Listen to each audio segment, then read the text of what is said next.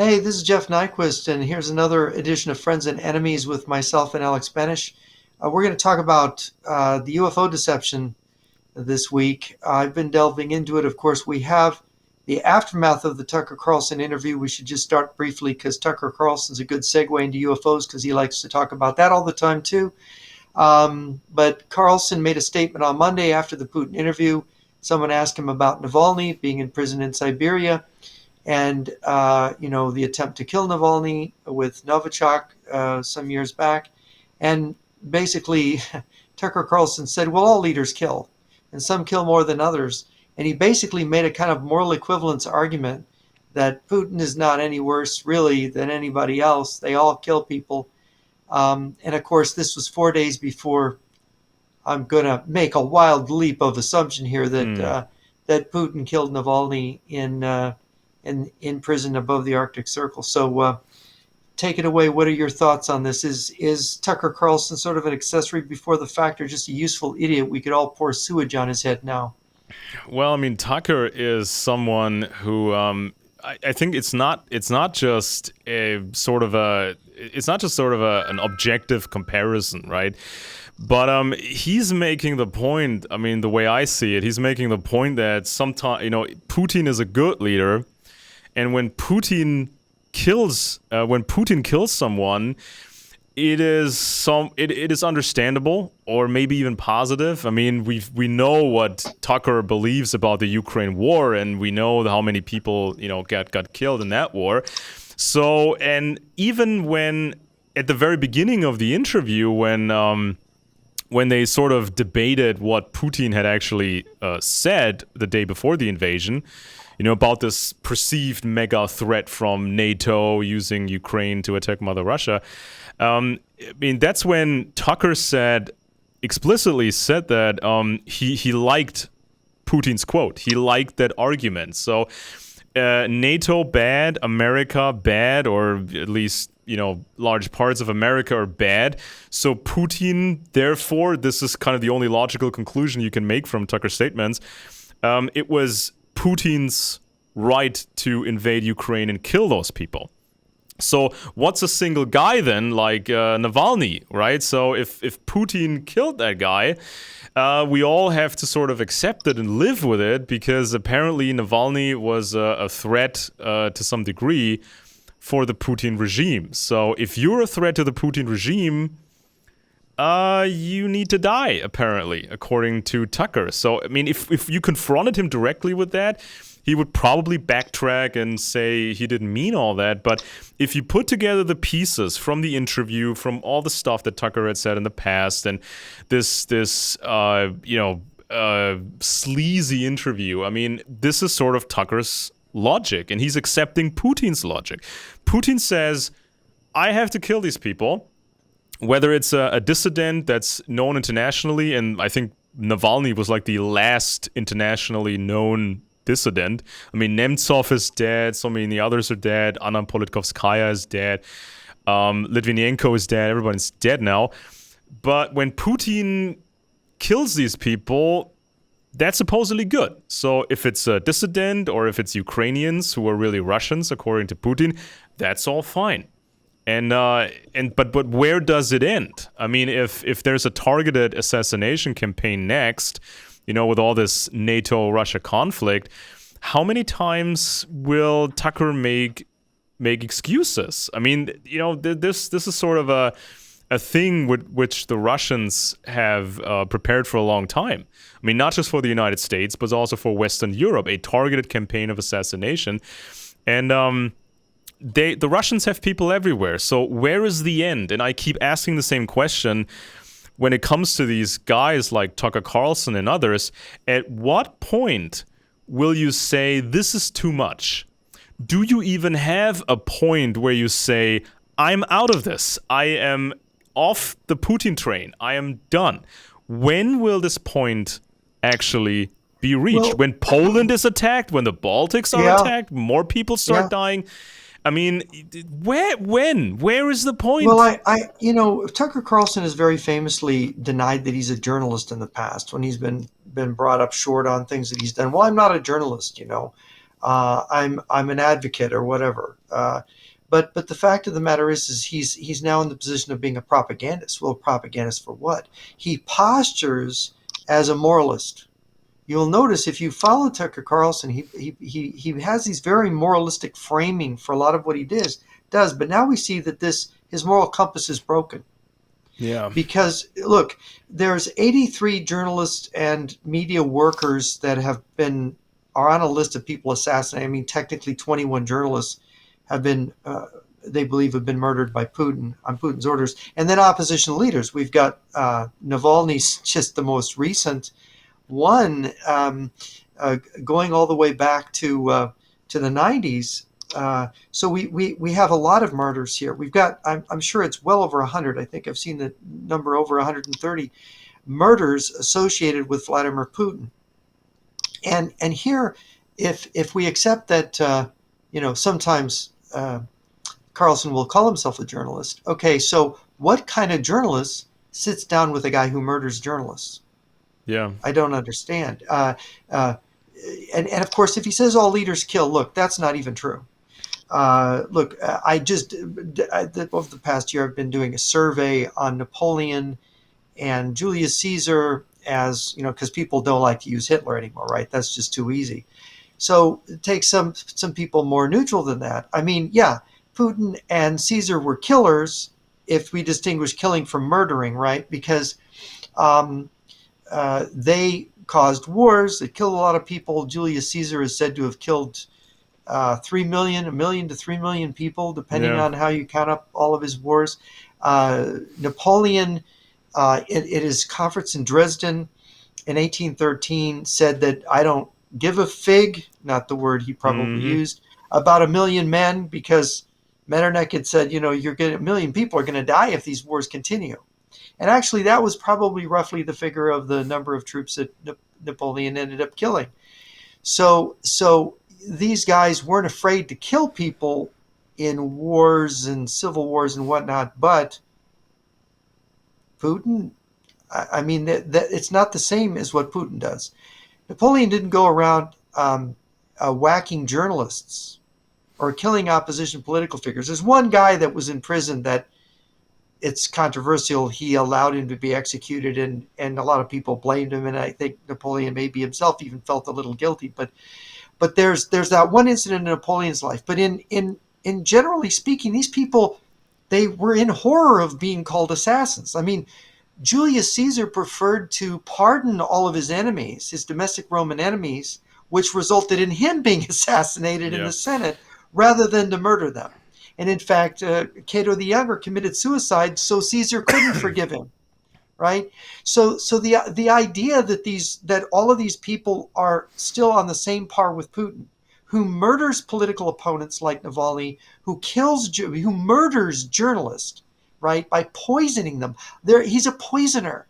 This is horrific. Yeah. This is not on the And same also, level. I'm sorry, Napoleon yeah. and Julius Caesar were saints next to this guy, Yeah, and also right? people have to remember, back hundreds of years ago or back thousands of years ago, imperialism was different. So an empire was fairly fragile, and you were surrounded by hyper-aggressive empires. I mean, anybody who understands anything about old history knows that empires came and went in a very, very brutal fashion. So it's different. It was different in those times, and so when you look at the situation today, or even let's say the 20th century, things are different. So, for example, Hitler did not have to kill all these Jews to maintain an empire.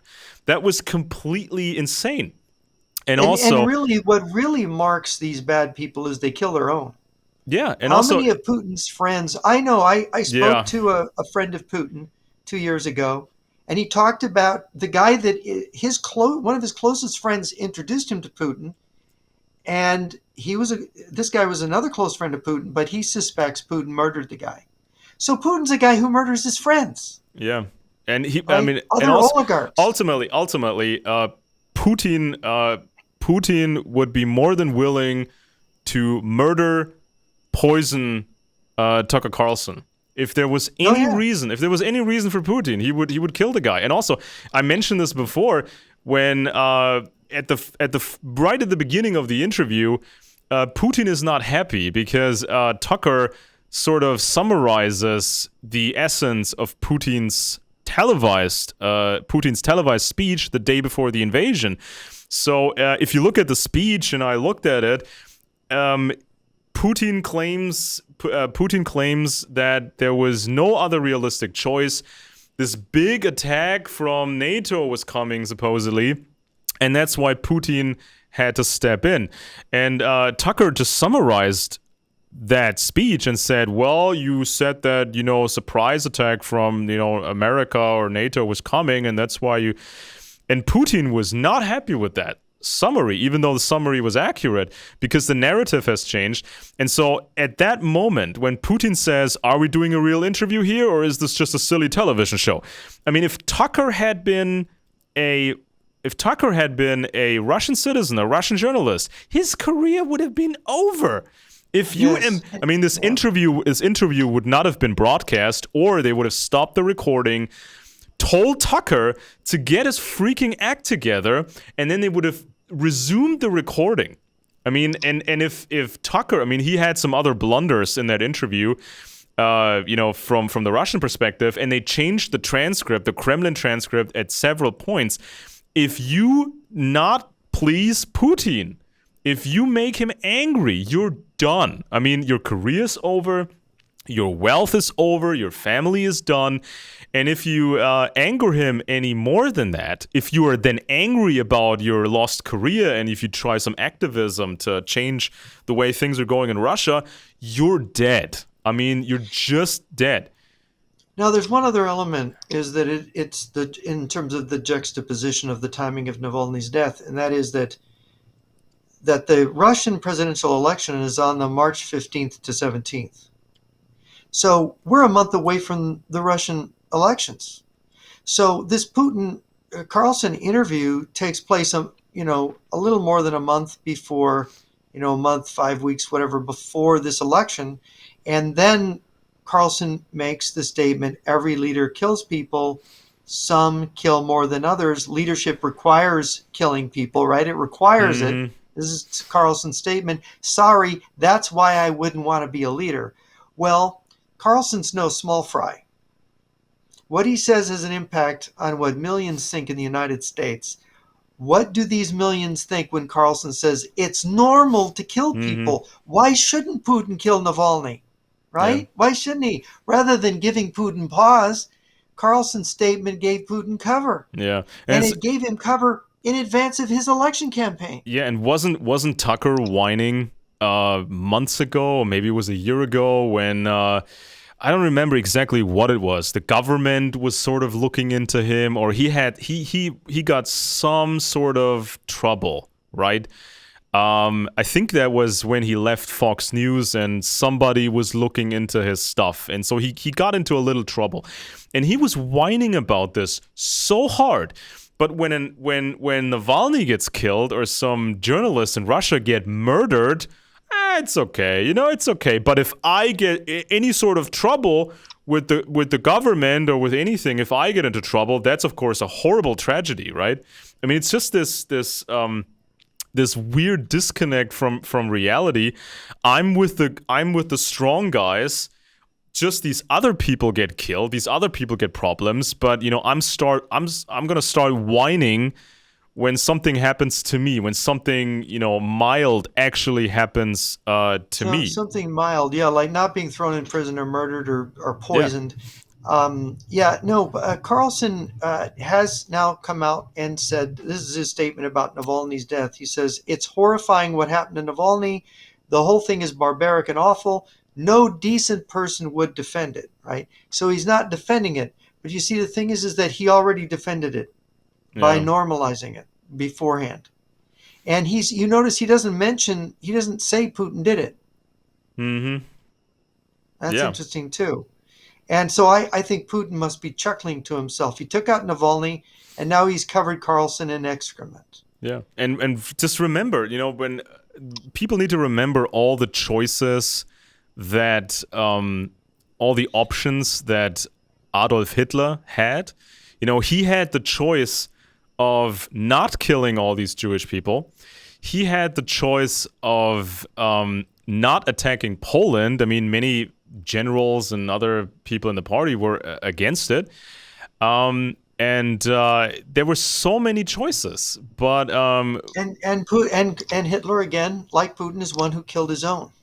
Yeah, exactly. On the night of the Long Knives in June 1934. The Röhmputsch, when other people in the party they had accumulated material against Hitler, and they were fighting for power, and everybody was just collecting material on anybody and trying to backstab everybody. And I mean, it's right over there. It's the memories of Albert Speer. He was Hitler's favorite architect and was then made into the person responsible for the war production of all things.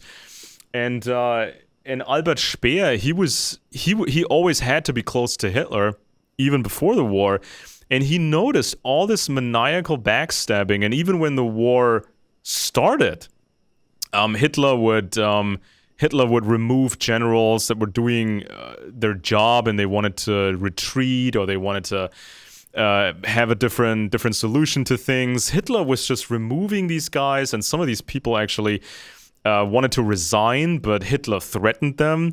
There's also some generals they got into severe trouble, and everybody forced to take poison. Exactly. Rommel was he had to kill himself, and there were many more instances where people wanted to say something, people wanted to change things, but they were afraid of falling out of favor with the dictator, because that would start a chain of events, and you would eventually end up dead, because now you get all these other vultures sensing the opportunity of taking your spot, or getting a better spot with der Führer, and it's just horrible. And they had so many choices, they had so many options and choices, but they all said the same thing: we had no other choice. I mean, it's like Yeah, and also the kind of dictatorship we're talking about, the modern one, the totalitarian one, the one that is a different kind of Caesarism, because of course we know what Caesarism is. It goes back to Julius Caesar as a kind of dictatorship. But whatever the badness of Julius Caesar, these great leaders like Caesar and Napoleon, Caesar would have blushed at the idea of cowardly act of poisoning your enemies, and it's the same thing with Napoleon. This is totally uncivilized. However much you can say Napoleon and Caesar were butchers, they killed enormous amounts of people. There was an evil there in these aggressive wars that they fought.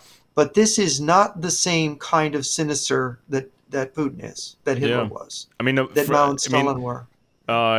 From the perspective of Napoleon, he, from his perspective, he was concerned of ending up he was concerned about France ending up in the weaker position. Which ultimately happened when it was France against Britain and Prussia and the Russians, and so it was, you were surrounded by empires that all functioned more or less in the same way. So you could fall apart if you missed a beat, missed a step. So this was kind of the logic of King George. What was it? The third, I believe, at the time. Napoleon, King George the Third, the Tsar. Which one was it? Alexander. It was Alexander. Mm-hmm. Tsar Alexander. They all operated with the same program, and they were all willing to take over these other countries. But when you look at Putin in Russia, there was no physical immediate threat. There was no threat from Ukraine. That's why he had to amend that transcript. Yeah, there was no threat from transcript. Yeah, there was no threat from. Yeah, no threat from Yeah. Ukraine, no threat from Poland. They had no military to speak of. The Germans don't have a real military. The French are weak. The British are weak. Where was the threat? He had options, but the thing is, and I looked at something else in connection to this Tucker thing. Now, of course, some conservatives, especially the fanatical types, right, and the fanatical branches of the truthers, they think that the danger is so great to the average Americans, right? So the so-called globalists, the threat is so big and the chance is so big to save everything with Putin's help. That's why they become so drastic by saying, well, it's okay to kill if it serves our purpose. We have to accept it, or we have to embrace it. This is because of this image that, first of all, the chance of success is greater than ever because you have Putin on your side, supposedly, and the threat is bigger than ever, according to some people. And this is kind of the same rationale why an empire chooses war. It's always the same. Either the opportunity presents itself and you can reach your goals and have acceptable losses, or the pressure is so big that war is the only way to preserve the empire, right? This is usually the rationale for war. And these activists and influencer types in the West, they think at the same time the opportunity is there to save the world, and this opportunity might never come again, present itself again. And at the same time, they believe the pressure is so great that you have to make a pact with the devil, in this case, Putin. And I found something here in this connected to this. This was basically a week after, or a couple of days after, the Tucker interview with Putin. And this was from Alex Jones, right? Now, Alex was interviewed by Tucker. This was broadcast or put online a few weeks ago. And they're buddies, apparently, or allies now, Mr. Alex Jones and Tucker Carlson. And so Jones, he explained the baseline logic, why we need to make a pact with the Russians. And listen to this. So this is a historical argument, by the way. Alex Jones says the following. The so-called globalists, to him, they are occupying the United States. This is an illegal occupation of the United States. And the very same globalists, they had occupied Russia during communism for 85 years, but the Russians managed to shake off this conspiracy occupation, right? So Russia is free now. They've been under this oppression for 85 years, but they're free now. But America is not yet free, so we need Russian help to liberate America. Now, who are these globalists according to Alex Jones? He's not saying it outright, but he's giving you the puzzle pieces. Are they reptilians from outer space? No. So then he goes into more detail, and this is all on InfoWars and it's on Twitter.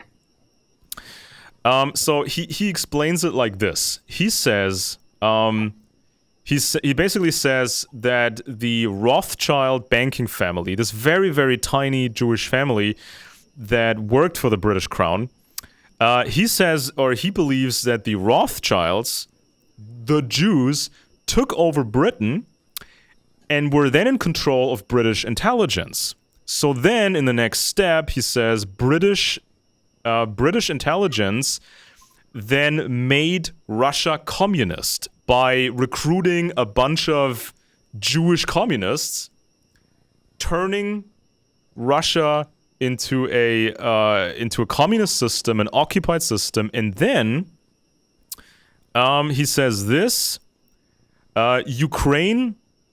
Ukraine was never really a state, so Ukraine to him is a fake state. But then Lenin, Lenin after the revolution, basically he says Lenin then surrendered Ukraine to the West as a payment for this Jewish help, to take over Russia. And he specifically mentions the Rothschilds. So That's insane. as if this was basically the Judas style payback for this Rothschild help. Now this is the baseline John Birch Society narrative, because the most famous Birch Society books maintained the fairy tales of the Rothschilds. Now the Rothschilds never took over the British Empire. They never took over control of the empire, the city of London, and they sure as heck did not make Russia communist and then got And they Ukraine. didn't get Ukraine as a booby prize either. No, they didn't get Ukraine as a price. The as a Kaiser payment. demanded in the Treaty of Brest-Litovsk, Kaiser Wilhelm II demanded Ukraine be an independent country as part of the peace with Russia in World War I. Yeah, and so this is the historical view of Alex Jones and many others, and I have never seen Tucker Carlson say anything about Jones's comments. I mean, he's never really come out and said, well, this is nonsense, this is garbage, as far as I saw. But here's this. When the COVID pandemic happened, you saw all this maniacal propaganda from Alex Jones and others claiming that this was a globalist conspiracy. And by globalist, he basically means Jewish people. And so they were putting out the stuff that people were dying or were going to die.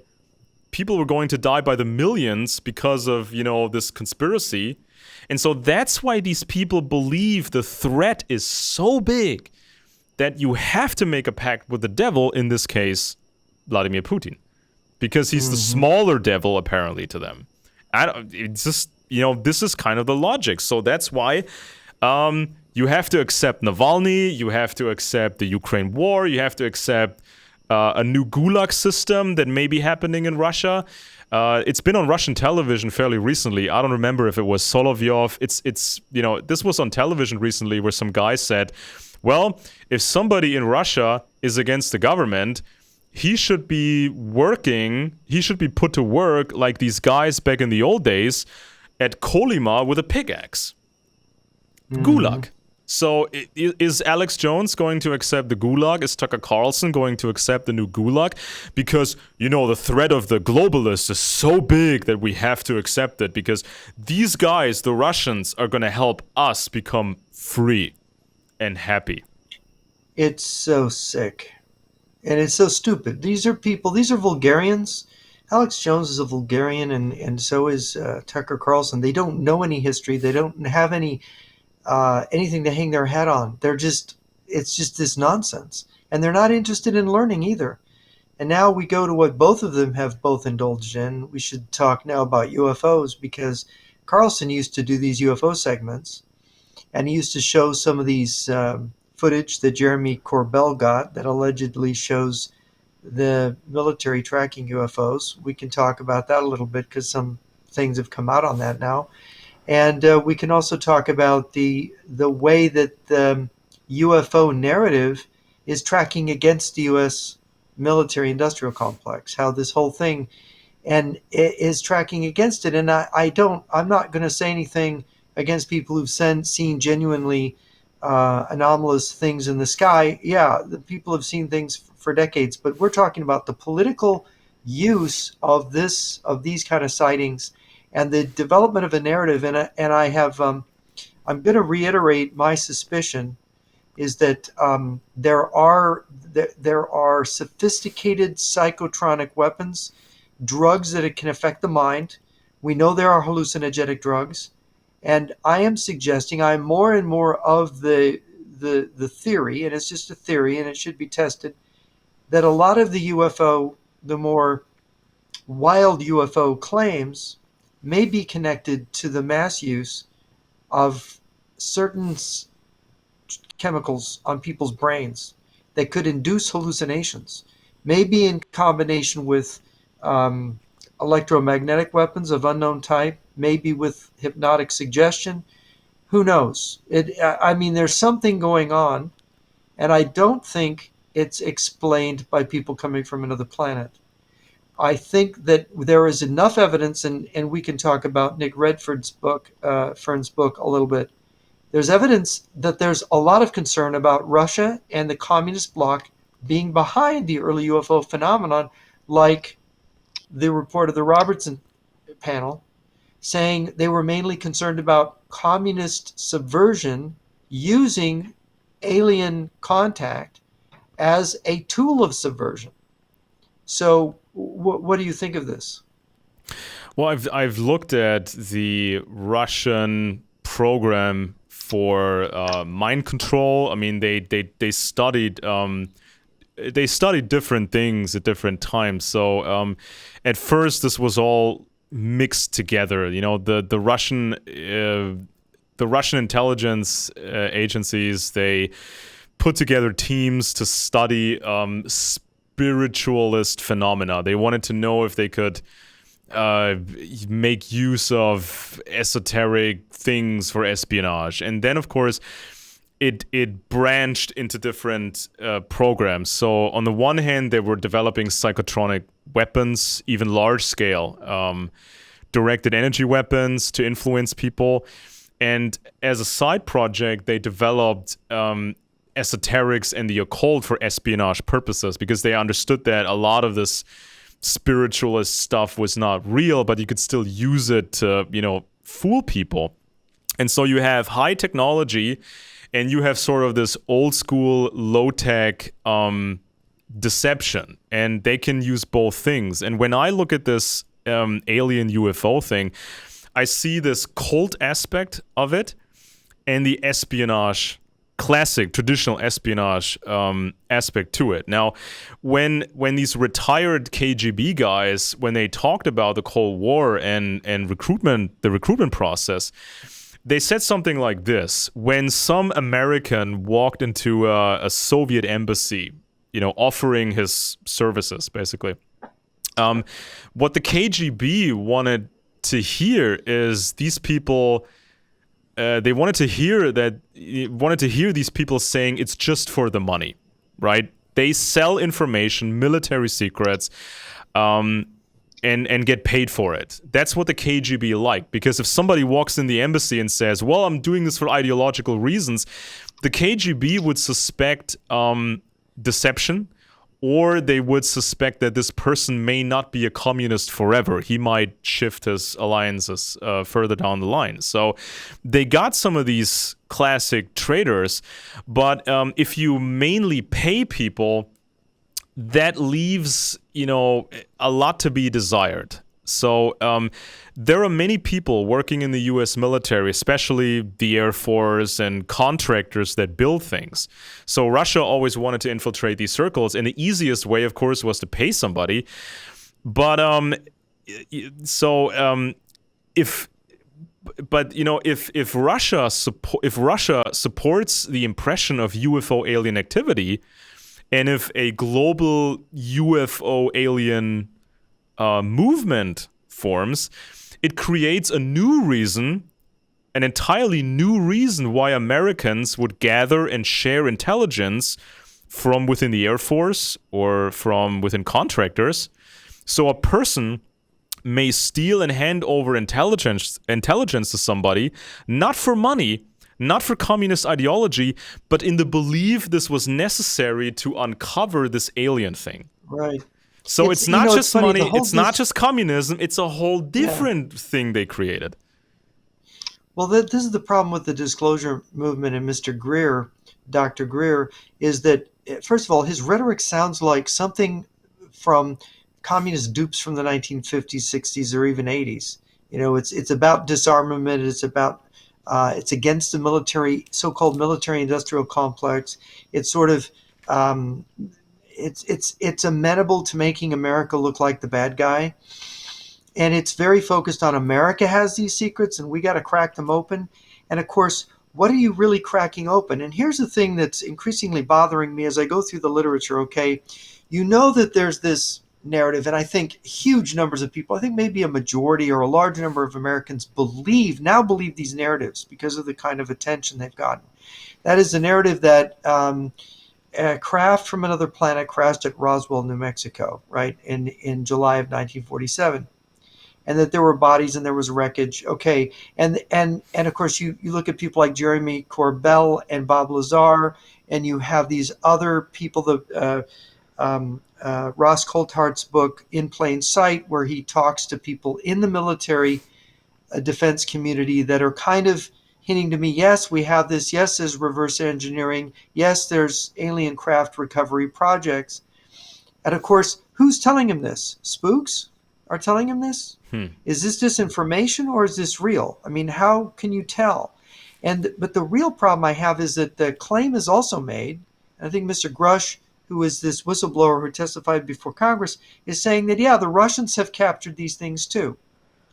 Now, this is where I have the problem. Okay, I read the day after Roswell when it came out, 25 plus years ago.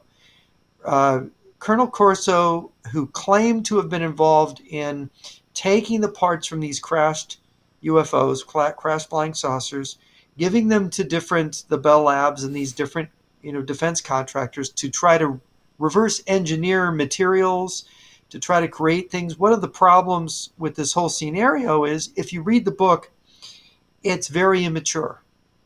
The whole book, it's like, this isn't really serious scholarship. This is a funny kind of testimony of a guy in his 80s. And how really solid is somebody who's really old, because Corso was very old? Is he misremembering? Is he going into a fantasy? Does he have vascular dementia or Alzheimer's when he's doing this? Is somebody else encouraging him to do this? There's all these questions because it really is very odd. And I Well, know somebody that knew Colonel Corso, and I asked him about it. He said he'd never heard of it. He didn't follow yeah. anything about this UFO subject. And he said, "What? That's impossible. That's ridiculous." But here's the kicker: if Russia had captured a flying saucer and alien bodies, if the Soviet Union or China had done that, they would show it to the entire world. And here's And why. brag and They're communist, right? The Soviet Union was communist. Why would they do that? Because it is a kick in the nuts to Western culture, yeah. to our past philosophy, to our Christian heritage. It is an absolutely devastating blow to our psyche, to our collective psyche in the West, Yeah, to I mean, I actually have show this. I mean, it's like Yeah. this. These influencers, for decades, they created this hype.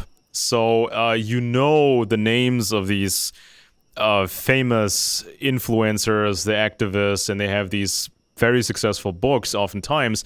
So if somebody works, if somebody's in the Air Force, or if somebody is working in a classified field, that whole hype, that alien UFO hype, I think creates the incentive for people in classified areas to snoop around and just make contact with Oh, these yes. UFO activists, because there's so many people that they would never walk into a Russian embassy and start selling secrets, but they might snoop around and then talk to these UFO activists who may have contacts with the Russians. Okay. Well, there are scientists that are interested in UFOs, Yeah. and there was a Spanish physicist that the Russians created a UFO incident, UMO. They created photographs. They faked UFO pictures. They even brought, when the cult went to Argentina, they followed it there because they wanted to pick this Spanish physicist's brain. And Jacques Philly has documented this case, and he's shown that the KGB was very likely behind this particular set of UFO incidents and so on. So intelligence services can use it as a tool of recruitment of people who are naive, because if they want to get some leg up in the details of a physicist's theoretical work, or new weapons designs, or new forms of propulsion, it's the more you look at this, the more you see the intelligence. I think in Nick Redford's book, which is really interesting, is that UFO movement went through these phases. You have right after The end of World War II, you have this thing showing up, flying saucers, right? Flying discs. You have the Roswell story. You have these rumors. You have the government having inquiries like the Robertson panel and the and Project Blue Book. But what you find is when you look at some of this stuff that's been declassified, they're really worried about the communists. And then you find out the FBI file on George Adamski. Then you have these people who claim to have talked to people coming out of flying saucers, right? So Yeah. you've got George Adamski claims to have met a Venusian coming out of a flying saucer in the Mojave Desert. And it turns out this guy had contacts with the Russians, that he can be linked to the KGB, Yeah, George I mean, Adamski. as And long as you can get somebody to talk, right? I mean, if you work in the Air Force, if you work in some important contract or whatever in a classified area, I mean, just to get somebody like this to chat with a UFO activist or a leading alien influencer, I mean, that's a start, right? I mean, you can make contact, and this is sort of kind of the baseline intelligence method. You need to have the initial approach. You need to set up a meeting, and then you can set up another meeting, and then you can try to figure out how to get information out of that potential source. And and early in the 1950s, one of the most important sources is the Air Material Command, the Foreign Technology Division at Wright-Patterson Air Force Base, where they kept track of what the Russians were developing, right? Well, this is where supposedly the alien bodies and the alien technology is originally brought. So there's the Wright-Patterson's the head of the Air Defense Command. This is the people that defend yeah, the airspace. We're defending the airspace of North America in the 1950s. And you've got one of these UFO buff people was trying to worm his way into these circles around Wright-Patterson Air Force Base talking about flying saucers. mm-hmm. See? Yeah, it's like And so this, yeah. if these guys, if these influencers, these UFO guys, it even serves them and maybe even serve an espionage purpose if these influencers come off as somewhat kooky, right? Because then they seem harmless, they seem well-meaning, Right. a bit crazy, right? Because a lot of the times these Americans with a security clearance, they get some sort of baseline counterintelligence instruction, right? Don't talk to weird strangers who inquire about your work. Don't get into weird business with these weirdo business people, because that might be espionage. But if you talk to a UFO guy and you have a few beers with a UFO guy, that seems harmless, especially if this guy comes off as kooky. And for me, these alien UFO stories, they seem to be, from a psychological standpoint, based on either fear or hope, right? So these aliens are either a massive threat and we have to get the truth out to protect us, or these aliens, they give us hope. They can give us, super technology, and they give us, alien socialism, where these alien civilizations, they don't have capitalism. They have this perfect system. So it's either fear or it's hope, right? And so this is kind of how people are driven. So if you have a security clearance and you're worried about, aliens, or you have hope about aliens, that gets you talking, maybe, just, have a few beers, talk about, strange things you've seen, or talk about some, alien case you might be interested in. And this is how they get, people to talk. Now, the other thing for me is the cult. If you create a big enough impression of aliens, it's almost like a new religion, and it can incorporate all the existing religions by claiming the aliens had visited the Prophet Muhammad, the aliens had something to do with Jesus, and the aliens had something to do with the pyramids that were built, and all the ancient mystery cults. This was all the aliens. And so again, it's hope, for all these frustrated people. I mean, if you work in the Air Force, it can be draining. If you work at a military contractor, you might get frustrated with the state of the world. You might get maybe a bit depressed. But then comes this alien thing, and it offers you this excitement, because many people seem to be bored with regular religion. or they seem to be bored and frustrated with old school ideologies. So here comes the alien thing, and it seems so new and modern and exciting, and that gets people, going. And this alien stuff can be tied into traditional occultism, esoteric stuff, psychedelic drugs, because if you're an alien activist, things can become a bit frustrating because you never actually see aliens. But if you take psychedelics and you just are in a group and you take drugs and you have some wild experience, and then you can imagine what alien contact could be like. And together with Hollywood, we have reached the point where 51% of Americans believe that UFO reports from military sources or former military people, that these UFO reports are convincing. So if it's a former this or a former that makes 51% of Americans believe that this alien stuff is likely.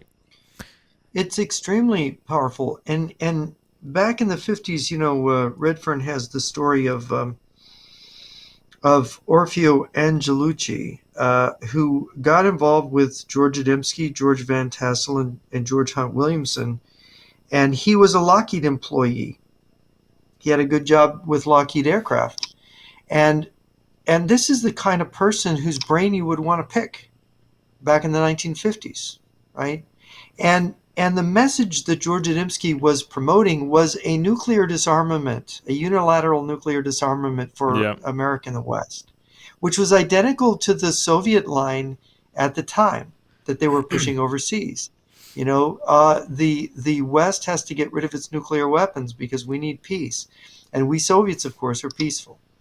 And it's just a coincidence. Is it just a coincidence? So there's both an espionage potential and a subversion potential, which is brought out. And this is why the government and the FBI had all these files on these people like Williamson and Adamski. I wrote down some notes from I read this book, Flying Saucers from the Kremlin. So I have some notes on these different cases and Russian connections. This is really interesting. And what you just mentioned, this is essentially the screenplay of James Cameron's movie The Abyss.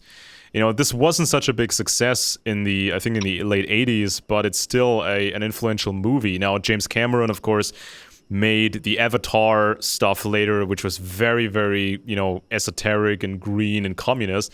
But The Abyss had a Cold War plot. So this is all underwater. The whole movie is underwater, and there's some sort of a nuclear submarine, a submarine with nuclear missiles is in trouble, and the U.S. government sends in some soldiers to try to retrieve this nuclear submarine, and these people that the government sends, they are a caricature of Cold War military guys, hyper paranoid, hyper aggressive, and just very, very stereotype. And so, but the military can't do this alone. The salvage operation, they have to they have to contract this underwater crew, which is a civilian crew, and so these civilians have to work together with the military. And for various reasons, this all goes completely crazy, and they see these weird beings underwater, and it almost ends up in a big catastrophe because of these military guys. But in the end, the protagonist is confronted by these alien beings underwater. And these alien beings, they show him imagery of human warfare. And these aliens say, we can fix your problems. You humans have messed up, in the Cold War and other things. We aliens can teach you how to improve the world. Now, of course, James Cameron always wanted to be a communist, and he's told the stories of taking LSD. There's video on YouTube where he talks about his little group at a campfire. They all took LSD. And then they realized, or at least James Cameron realized, they tried to burn the trash from their car, and there was a box of small caliber bullets. So somebody tossed this box in the fire, and these bullets started to ignite. And in his LSD-induced stupor, James Cameron actually got some water to put out the fire. So we know he's into this stuff. We see a mixture of communist ideology, psychedelic drugs, and the belief in aliens and how they are more advanced than we are. And so we have to learn from them. They will save us. Now, I have some notes here from this book, Flying Saucers from the Kremlin. And so here, for example, it took until the mid-1970s for people to make a big deal out of the Roswell incident. So this was almost 30 years later, or maybe even more than 30 years later. I think it was 1979 was the first book which came out. So Bill Moore, Stanton Friedman, they try to make a career out of this and create this big hype about it. And of course, then people for the following decades, they tried to get files to be declassified. They talked to everyone, the Air Force, the National Archives, the Government Accountability Office, as if you could unravel a alien conspiracy by just submitting Freedom of Information Act requests. I mean, how silly. I mean, the witnesses are 30 years stale now. Yeah. The stories are 30 years stale. A lot of the witnesses are dead by the late 1970s. And then, of course, the further away, it's funny, the further away in time you get from the event, the more is added onto it. Exactly. And so even in 1993, in 1993, Congressman for New Mexico, Stephen Schiff, kept pestering the Air Force and the National Archives and the GAO, please give me the files on this big alien conspiracy. I mean, if a spaceship had actually crash landed in 1947, you would not expect to get the truth with a FOIA request, basically. So the GAO, the Government Accountability Office, actually responds in 1994 and says, well, this was all part of Project Mogul. These were balloons with radar reflectors, which we wanted to use against the Soviets, so we could pick up some, Soviet activity. The Air Force responded by saying there were no bodies recovered back then. And in 1997, the Air Force added to this by saying there were some dummies involved for testing purposes. So this was the official answer. So this is kind of what the government was saying about it. But these people kept creating this hype. The problem is the government in 97, when it came out with this report about crash dummies, was falsifying. And here's where the government can do a number on people.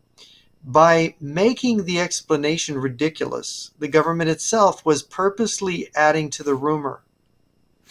And I believe that it's to the government's advantage in certain circumstances to create this, to extend this rumor of crashed UFOs, because it scares our enemies, right? Our enemies might think that we have something. But then you have, I've mentioned this before, Annie Jacobson's book on Area 51. The 2011 book, the 2011 book. Where this elderly physicist admits that it was Stalin that they recovered something from the Soviet Union. Stalin was trying to fake an alien contact.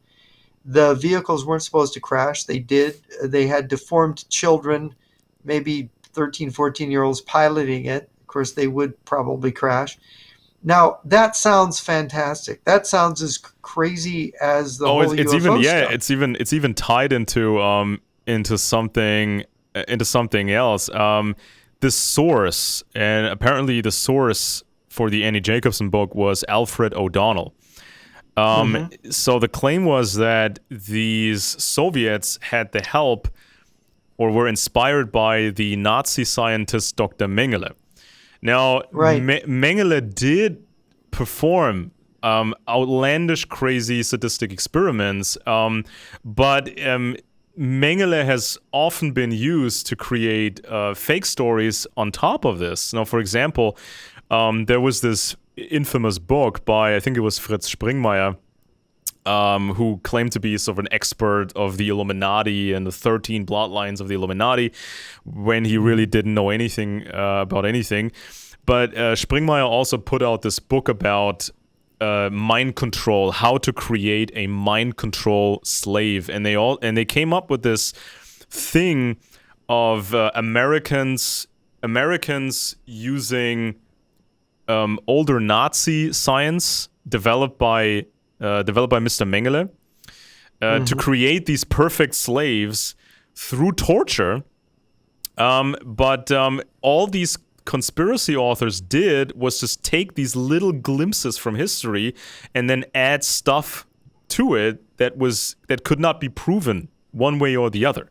But it's made to disproved. Yeah, but it's made to sound convincing because we know that some German scientists, these German scientists became part of the American space program. And there was also some other Nazis that were recruited. What was it? Operation Paperclip or something. So again, you use something real, this little glimpse of history, and you add stuff to it. So by the time... And there's also these conspiracy theorists that claim that Operation Paperclip allowed the Nazis to take over the U.S. military-industrial complex. Exactly. Which sounds exactly like a Soviet active measure. This is exactly what Soviet influencers would say is, oh yeah, the Nazis took over America. Look at America's Nazi. Ukraine is Nazi. All our enemies are Nazis, right? Yeah, and O'Donnell told Annie Jacobson that the spacecraft contained Russian writings. Why would the Russians try to fake a spacecraft and fake these weird creatures that they built and then have Russian writings, Cyrillic writings in that craft? Makes absolutely no sense. So for all intents and purposes... supposedly, I think what he said was that when they made this alternate propulsion vehicle to do this fake thing, they in some part of the structure of the craft made in the Soviet Union or something was on some piece of metal down below. But if you believe the story, there are so many of these stories, stories within stories, stories contradicting stories, so many versions. And the one thing I should say is that one thing about active measures that you need to know is that when you're trying to hide something or when you're trying to put over a false narrative, you have a whole bunch of false narratives to choose from. It's like going into an ice cream store. Remember 31 flavors ice cream? You got 31 flavors there. Just so that you buy ice cream, we're giving you 31 different versions of this lie, but we want you to buy the lie. Yeah.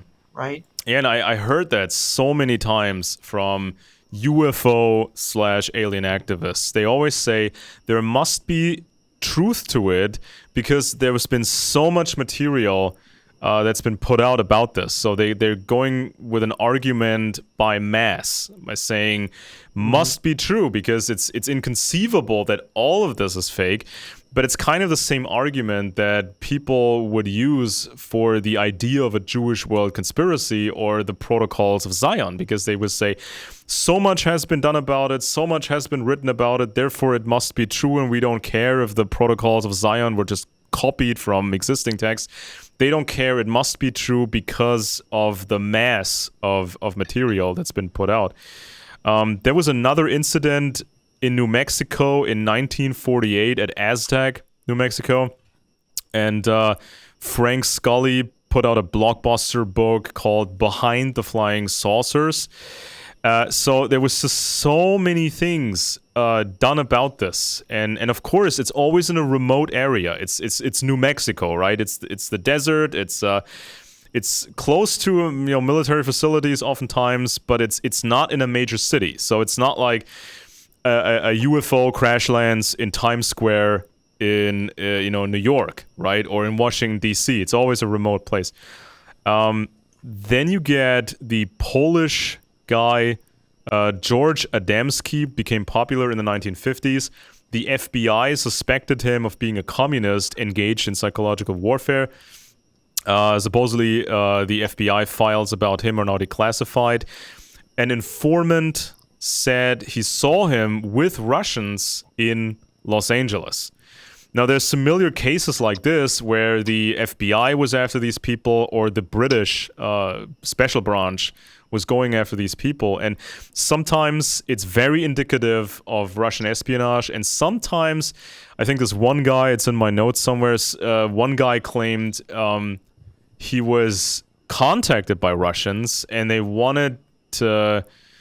They wanted to recruit him in some form, but this man said he declined them. So each and every case has to be, or had to be, looked at by professionals. And they even had some of these contactees were approached by foreigners who Yeah, basically wanted them to say the aliens were communists. That the advanced civilization yeah, out there in space was communist. yeah. Right? And people have to remember when this became a big thing in the '90s, especially. The '90s were a very popular time for alien stuff. So you had the television show, The X-Files, with these FBI guys. This is sort of these two FBI agents, Mulder Mulder and and Scully. Scully. So Mulder Yeah. is a total believer, Scully is the skeptic, and they work or they work from the basement of the FBI office because they deal with these so-called X-Files, which means strange cases, oftentimes no explanation. And every week they would sort of almost solve a strange case, which was very supernatural, but they always lack the final bit of evidence or documentation to prove the supernatural nature of the case. And every couple of episodes, the bigger storyline was progressed about the alien conspiracy, and so this was a very, very significant time for the UFO movement. And also in the conspiracy world, I think the biggest conspiracy book in the '90s was Behold a Pale Horse, by Milton Cooper, Mr. Cooper. So he was mixing and matching classic conspiracy content with his supposed alien sightings. So he was a guy, he was attached to the Navy, I believe it was, in the past, and he claimed he saw gigantic UFOs diving into the ocean, coming up again, disappearing into the clouds. He's claimed he personally saw these things, and he had access to all this classified intel, which he copied secretly for his book. Now, of course, he could never produce any original document, and he had all kinds of excuses about that. So, yeah, very popular in the 1990s. Now, when these people talked about flying discs in connection with Nazi technology, this goes back to some German nonsense. This is some very old nonsense. Now, of course, the Nazis, they had all kinds of airplane projects. There was even one airplane that looked like what we call a Bierdecke. That's basically a round piece of cardboard, a disposable piece of cardboard where we put our gigantic beer mugs onto to protect the table below it. And so, yeah, they did make a Bierdeckel shaped airplane, but it was just not a good development. But anything beyond that is just hearsay and innuendo and rumor. There was never any evidence the Nazis had, flying saucer special technology. And of course, there's no evidence that the Nazis had technology derived from aliens, right? But there was a mythology added to it, especially after the war, where people started to claim and sold many books with such claims, saying that there was a secret flying saucer army of the Nazis hidden in the Arctic ice, and at some point in the future, they would reemerge and make the world national socialist. So again, hope, the principle of hope mixed into all of these, make-believe things.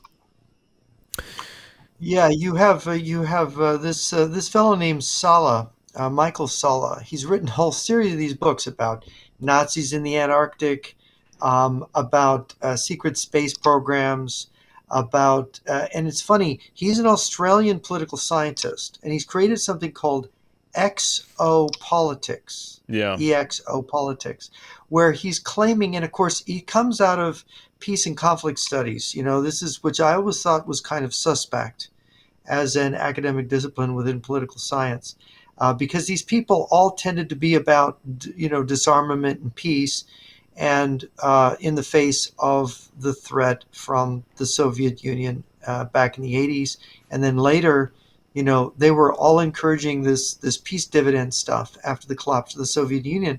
So then, if you get people, if Solo's written a whole bunch of books, he's created a publishing enterprise. They've got an institute where they actually give people classes in all this stuff, Yeah. Yeah. exopolitics. And of course, the claim is that there's all these different alien races out there, and there's a base on Io, the moon of Jupiter, where our little space carriers go out, and the Russians have space carriers too. So we all have these little space fleets, and there's meetings with aliens, and the Americans are sort of the first among equals in dealing with the aliens, and there's all kinds of rules. And so this whole Michael Salla series of books, which are quite obviously very clever concoctions, and the guy has really put a lot of work into it. But the problem is that it when you look at the real world, you look at the war in Ukraine, you look at the threat to Taiwan, you look at us falling behind the Russians and Chinese in nuclear weapons, and you look at the whole general crisis, and what does Salla say about that? About the real political situation on Earth? Oh, it's not real. It's all a smokescreen. They're really all working together, right? Yeah, I mean, I heard And that. it's all about aliens. I heard that a bunch of times when people said, "Oh, this is just the surface stuff. The actual topics and wars. This is just surface. The big thing is the aliens." And of course, Yeah, the Cold War is just a show. It's not real. Of course, Russian intelligence always tries to figure out what does the target population, a target person, what do they want to hear? What's missing in their lives? What is the missing piece? And then they try to or pretend to give you that missing piece. So they know Westerners are too busy and frustrated, and they're tired of standard ideologies, and they're maybe dissatisfied with traditional religion. So they give them what people are craving. I mean, I've encountered people, UFO activists, and they have trouble with depression. They suffer from depression, and they really cling to that idea of these aliens because that gives them something else to wait for and hope for. Because otherwise, with no aliens, we humans were stuck with ourselves. We have to figure out all these things ourselves. And so this one guy here is called Orfeo Angelucci. He also claimed UFO encounters trying to become famous. And so communist Russians, they wanted to work with him. The FBI was looking into this. So the FBI then contacts Mr. Angelucci. And I think he was the one that said, well, they talked to me and I'm not anti-American, so you figure this out. Not so sure if this was truly honest by Mr. Angelucci, but he put out a book called The Secret of the Saucers. Now, of course, he didn't really know anything for sure either, but it's this, it's this aura. It's almost like a secret society, right? Because a traditional secret society, they always promise you the core big secret. And you have to go through these levels of initiation, and you get sort of hints along the way. You get this piecemeal enlightenment, and ultimately, they will offer you, supposedly, the big secret. And this is kind of the stages of initiation that I see in the UFO activist movement. So people start out with being interested in strange objects, stuff that maybe some Air Force personnel has seen. This is sort of the entryway, the gateway drug, and then they start to believe in aliens, and then it takes over their hopes and dreams and their personality at some point. And they're waiting. They're just waiting for that final moment, the revelation of the truth, and they're still waiting for that. And so then you got the Aetherius Society, an organization founded by George King. And he made a bunch of pro-Russian statements, and he was against nuclear weapons, all that stuff, suspension of nuclear program. and they were involved in these marches, these big demonstrations, and they had about 1,000 members worldwide, and they would recruit others to go on these marches. And so British special branch went after him because they found him to be suspect. And so then Oleg Gordievsky from the KGB was a defector.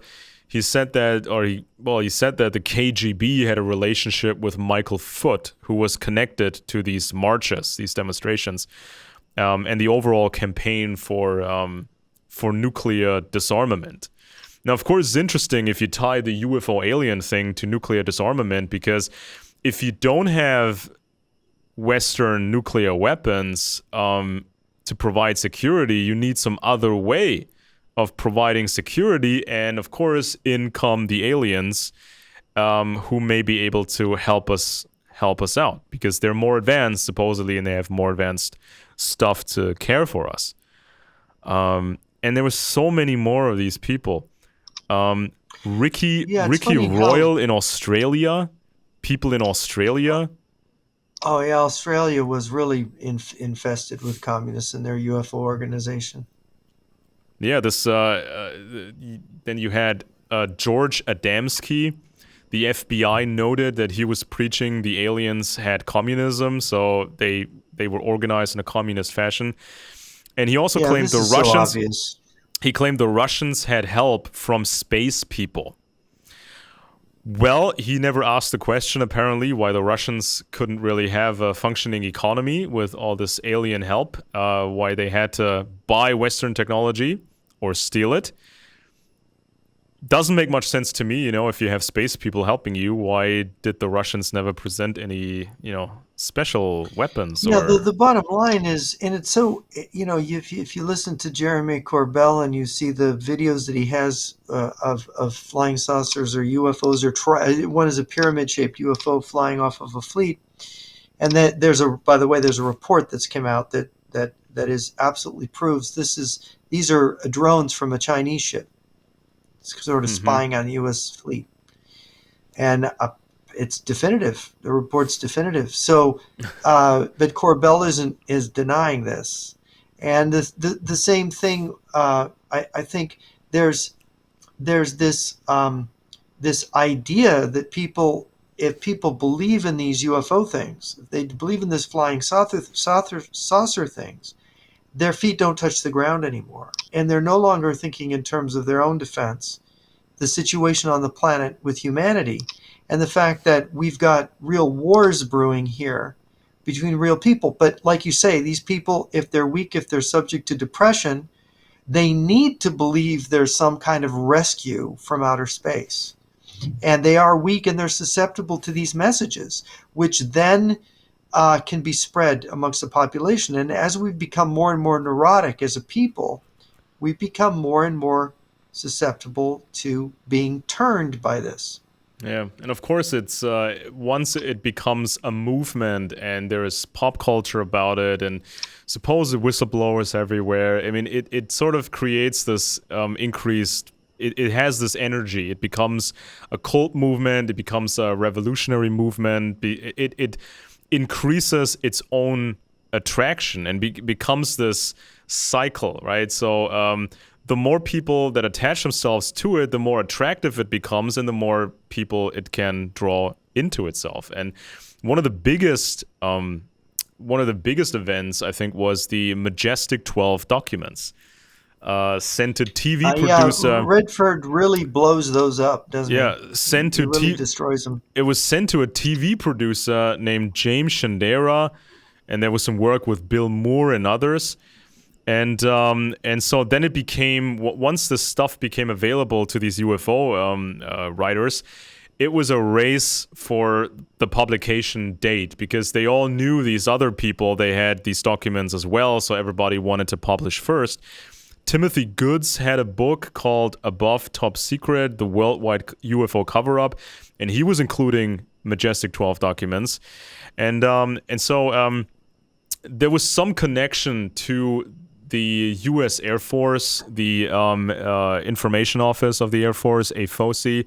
There was some asset from there who was working with these UFO activists, trying to infiltrate them.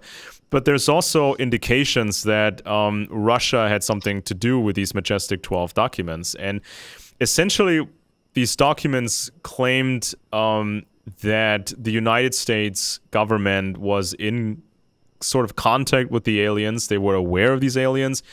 And this was a big security threat, but there was an arrangement made between the US government and the aliens. Now, of course, this all ties into standard conspiracy literature because the government has secrets and, Illuminati and whatnot. And so this seemed plausible to a lot of people that the government would withhold this information and the government was in a conspiracy with these foreign entities. Now, of course, at some point, this Majestic 12 stuff was exposed as a fake. One of these UFO influencers actually said this at a big UFO conference. I think this was one of the MUFON conferences, and everybody expected this conference to be a historic event. Finally, these people would present everything they had and change the course of the world, and everybody would look at them and buy their books. But then this guy goes on stage and says, "No, people in the movement they work with the government and they get false documents in exchange for real intelligence." Because UFO activists, they were trying to camp outside of military facilities and film everything they could. Some even jumped into small airplanes and tried to photograph wreckages from above. And this was at a time when the Nighthawk and the B-2 stealth bombers were still secret. So of course this is a security concern, and this goes back to what I was saying earlier. If you have a movement and everybody's looking around, then you can get people to talk. Share photographs, share information, because somebody knows somebody who may have seen something.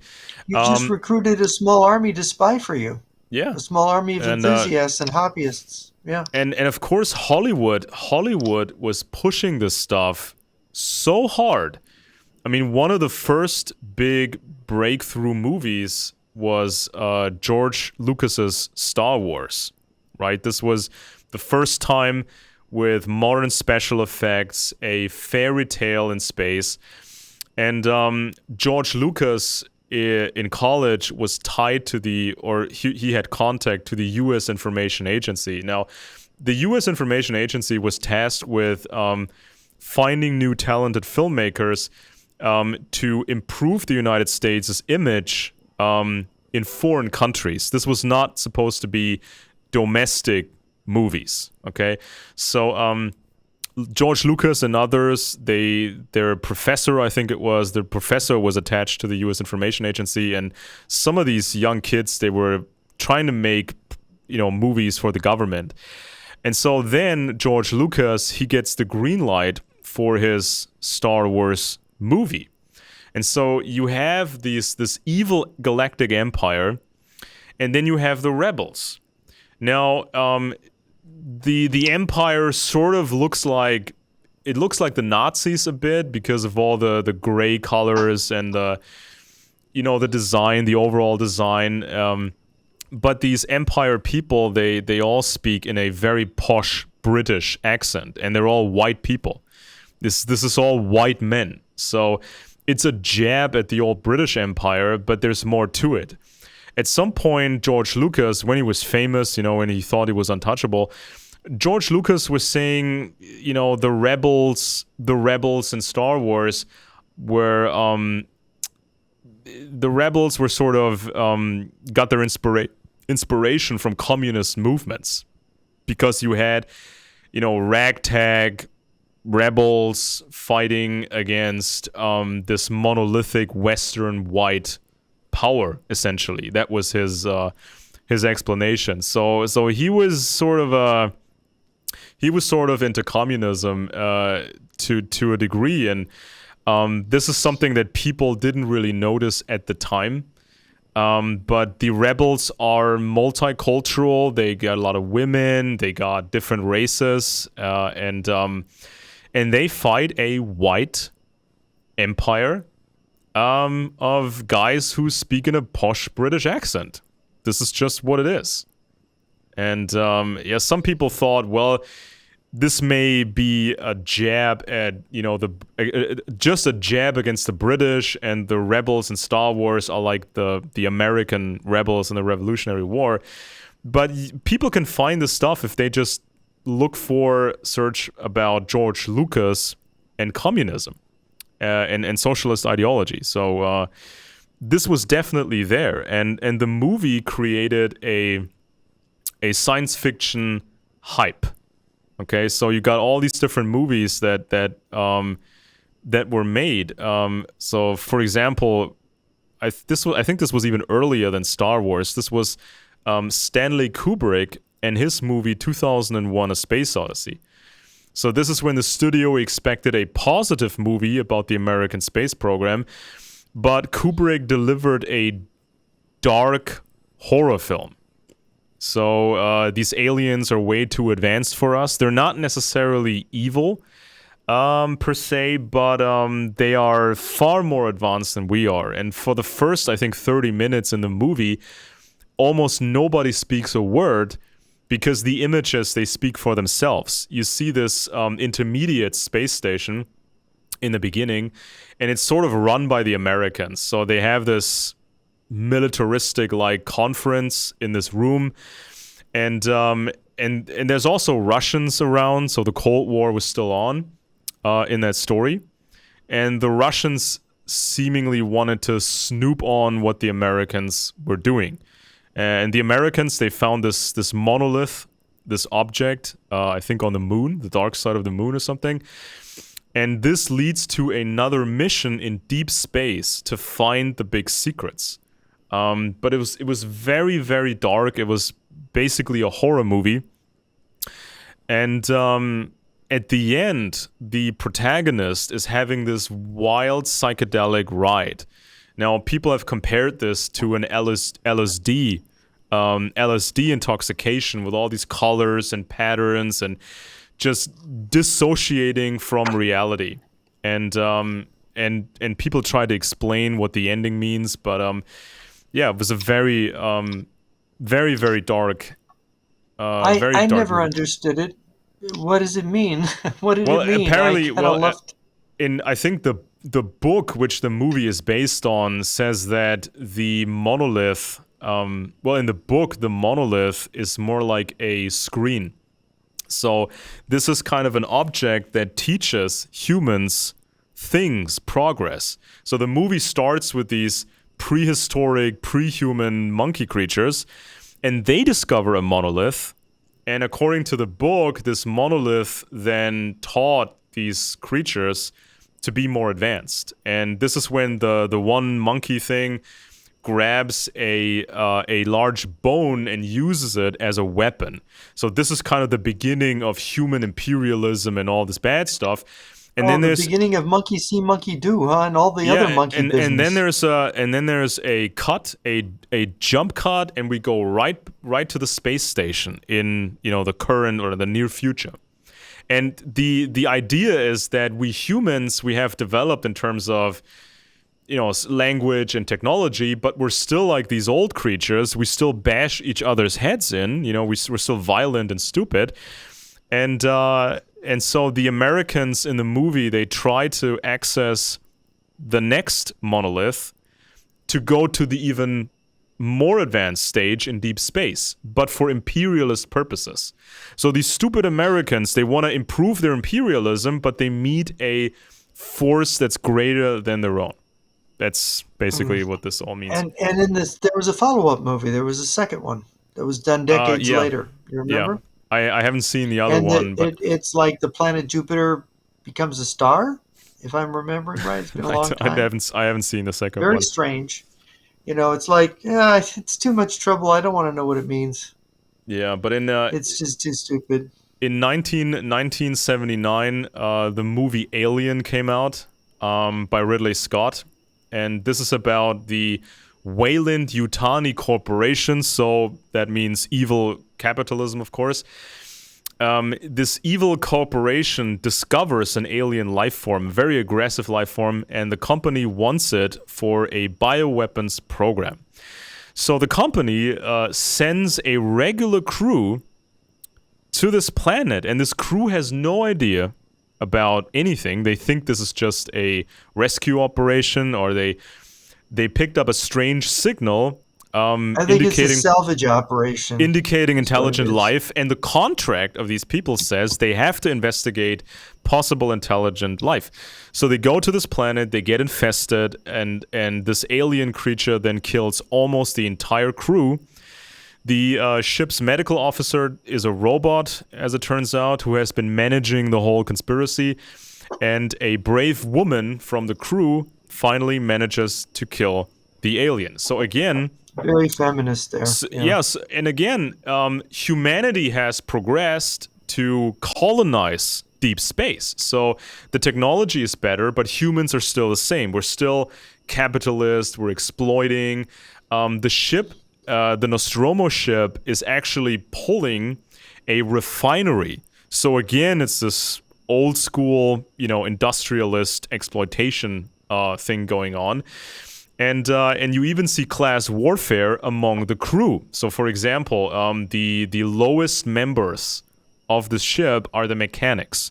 It's a black guy and it's an older white guy who looks like sort of a low-class cliche type character.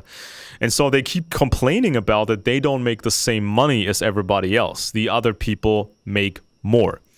And the ship's captain is telling Lieutenant Ripley at some point, I just do whatever the company tells me to do. This is the order of things. They basically own me, so I have to follow these orders, even though it's very dangerous for us to do so. And so this is like a whole Marxist-Leninist interpretation of capitalism means evil imperialism, and it will eventually destroy the world. Because if you think about the plot, what would have happened if the woman hadn't saved the day and destroyed the alien? The company would have gotten the alien and would have used it for warfare, and this could have gotten out of control, destroying humanity. So again, Marxist-Leninist logic at work here. And there were so many more movies, the Avatar movies, these benign aliens who live like bush people, and they're in tune with the spirits of the planet, and they're very, very ecological, and they have no individual ownership of any specific kind. It's like a tribe, and here come the evil humans wanting to colonize the planet. Just remove the aliens and steal a very valuable mineral. And so the humans then try to infiltrate the aliens by putting the mind of a soldier into an artificial alien. So this becomes like the Pocahontas plotline or Dancing with Wolves. So this soldier infiltrates the aliens, but he starts to love the aliens. He thinks their civilization is better, and so then they fight the humans. This is how the movie goes, and this has been going on for a long time. Another attempt to promote socialism and attack capitalism and attack Western civilization, which is amazing because the movies and the technical effects are all products of Western advanced civilization. Yeah. Exactly, yeah. And so this goes on year by year. You have these science fiction movies, and then you get Interstellar. This is by Christopher Nolan, right? This was a very successful movie. It takes place in the near future. Humans, of course, capitalist humans have ruined the planet. They don't say exactly how, global warming, but it's sort of like global warming. So the ecosphere is damaged beyond repair. There's dust blowing everywhere, and the food that we grow dies on a large scale. So humanity has to salvage itself in one of two ways. A, find a new inhabitable planet, and B, solve this impossible mathematical calculation because somehow then we can fix things. And so they have this mission of finding a new planet, and they only have like 3 or 4 candidates. So it's very risky, it's very dangerous. But of course, they can actually manage this with the help of interdimensional aliens. And they also help us at home by helping to solve this mathematical equation. So these aliens, they can move through space and time. They are not bound by any limitations like we humans are.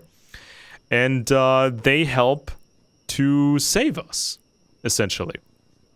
And so this was Mr. Nolan's take on the science fiction genre. Now, of course, people have noticed that science fiction fantasy uses this very, very old template of the hero's magical journey. So it's oftentimes like this. There's a prophecy about a coming savior, the chosen one. And at first, the chosen one doesn't know he's the chosen one. He lives a boring, frustrating life, such as Luke Skywalker in Star Wars, or the protagonist of Avatar. But then he meets this new group, this fantastical, magical, new rebellious group, and they teach him magic. He realizes he's the chosen one, and then he fights with the rebels against the evil empire. Now, of course, as a normal human being, you will never be the chosen one with magical skills, but if you believe in aliens and you take LSD, like James Cameron, you may get the feeling you are part of a magical rebellion, a magical movement. So by attaching science fiction to communism, you make it more exciting. Because there's no more, I mean, at this day and age, there's no more mystique about communism. So it's not like, people want to be happy farmers in a collectivist commune any longer. That's not what people want. They also do not want to work in a stupid factory and not be able to buy nice things and have communist propaganda. They want something better than that. And so here come aliens and psychedelic drugs, making the hope and this making this more exciting. They give you what you want. And so I noticed that it's almost like a religion in the ancient world where one empire conquers new territory, and they don't tell these conquered populations that your religion is wrong. They just incorporate that religion into their own. So they combine it, they change things and say, your religion is true, but it wasn't complete. So combined with ours, it all makes sense. And this is sort of what the alien cult really, this is what its function, I believe, is in a larger scale. So it's supposed to bring all people together, all races, all nationalities, and bring all the existing religions together by saying the aliens have always visited us. They helped us build the pyramids. They were around, with Jesus. They were around with the Prophet Muhammad and all of these people. And this is sort of the cult aspect of this whole alien thing. I looked at Richard Dolan, of course. Richard Dolan wants to be the scientist. He wants to be the UFO alien crash landing historian. So he put out various books, and I read the second volume of his most famous series. And so he's just giving you a rundown of all these supposed crash landings, all these supposed cover-ups. So he's working with mass. He's trying to present as many cases as he possibly can. And of course, it's always about, there's no footage, there's no clear video of it, there's no wreckage that we can touch, that we can, actually look into. Nothing ever Nothing ever comes up. And he's even clinging to the Majestic 12 documents. I mean, by now, people should stop using them. But he's using this argument that there was something real to it, or it was based on something real. So this UFO movement is essentially incapable of falsifying anything. Now, in intelligence, you have to be able to falsify something, or at least say, well, the burden of proof is on the person making the claim. So if this person cannot come up with enough evidence, we're no longer interested in this case until maybe some evidence actually comes up. But these people, they never falsify anything. They will never say, okay, this was complete nonsense, this was nonsense, this is unproven. They just keep going on forever. And they never question the whole movement. They will never actually ask the question, is this all just baloney? Is this all just a Russian ploy? Are we wasting our time? It's always meant to keep people involved in this giant cult. And he's even sympathizing with the truthers. I mean, he's mentioning the, Rockefellers and Rothschilds and Counts on Foreign Relations stuff. So he's trying to bring that into it, or at least he tries to show respect for the traditional conspiracy movement. And he probably knows that the reader doesn't have the time to personally look into 500 or whatever individual cases, of crash landings or whatever.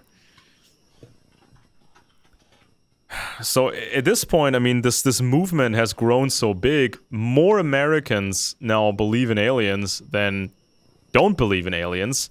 And so this gives these influencers quite a bit of power. They are modern day prophets. They have this big promise of salvation. They have this big promise of, changing the way we live. And they're creating this pressure to get into the secrets of the US government. The more secrets you uncover, the closer we get to that point of salvation. This is what they're saying. So everybody can join. Can join the movement and start digging around and asking people. Now, of course, everybody who knows anything about intelligence understands that, everybody knows somebody who knows somebody who knows somebody who has a security clearance. So at some point, it becomes, friendships and acquaintances and family members. So this is how people start talking, or band together to demand something, something that involves the American military-industrial complex. I mean, isn't it crazy that America has so many problems with, let's say, the F-35 airplane when the U.S. government supposedly has alien technology? So why do they have problems with the plane? Yeah. Yeah, no. See, there's all these unanswered questions for these people, like Jeremy Corbell and the allegations of Bob Lazar, that there is some kind of and Grush, that they're reverse engineering technology. These stories are so strange, and what really is most perhaps disturbing about the UFO phenomenon, which real researchers like Jacques Philippe point out, there's this supernatural or occult element in it. There's a paranormal phenomenon that is, these people who experience UFOs are experiencing things that would be categorized as paranormal. That is, psychological things, which people would say, oh, that's crazy, that's got to be hallucination. What is really going on? And of course, this is what raises the question to me: if people are being exposed in larger numbers to weapons that alter their consciousness, and that is the thing with technology having become so advanced in terms of doing things to the brain through chemicals or electromagnetic energy. We have to be leery that Imagine you have weapons like like guns that shoot people, and you get hit by a bullet, and you die. What if there's something that affects your brain, and you go crazy, or you no longer see reality the way it is? Right? What if that is a better weapon? That the people being attacked don't know they're being attacked, or they think they're being attacked by something that isn't even there. Yeah, I mean, Right? it's even when you have sort of a milder type weapon, directed energy weapon, even if you can just make people feel something, if it's combined with this propaganda, these people may believe, oh, the aliens are coming because I feel different. There's some vibration, there's something larger going on. And if you look at these television shows like The X-Files, I mean, there's this one, I think maybe even the pilot episode, where somebody's driving a car. I think it is the main protagonist or something. He's driving a car, the engine dies, and he's losing consciousness, and he's losing track of time. And he gets the impression that he lost his sense of time. Now, there are psychological issues, brain issues, where you also lose sense of time, or you become dissociative, or you lose consciousness, or you feel weird. So how are people going to interpret this when they are attacked with a chemical or a directed energy weapon? Yeah, yeah. Well, see, that's the thing. So there's and of course, I don't want to deny that people don't see things, that there aren't issues that are unresolved in terms of a phenomenon that exists. But what's really interesting is that we have a history in intelligence and strategy of using things that have uh, deeper metaphysical or philosophic or um, um, I guess you could say cosmic implications to leverage people's beliefs, to use them, to propagandize them, and to get them to do things that are against their interest. Because what you've done is you've basically altered their sense of reality to the point to where they're now disoriented. And it's one of the things that an attacker wants to do. If you use psychological warfare that disorients your enemy, and he is looking around for flying saucers, he's looking for aliens, he's not paying attention anymore to the subversion of a foreign state, to a fifth column that may be penetrating his government and his scientific establishment.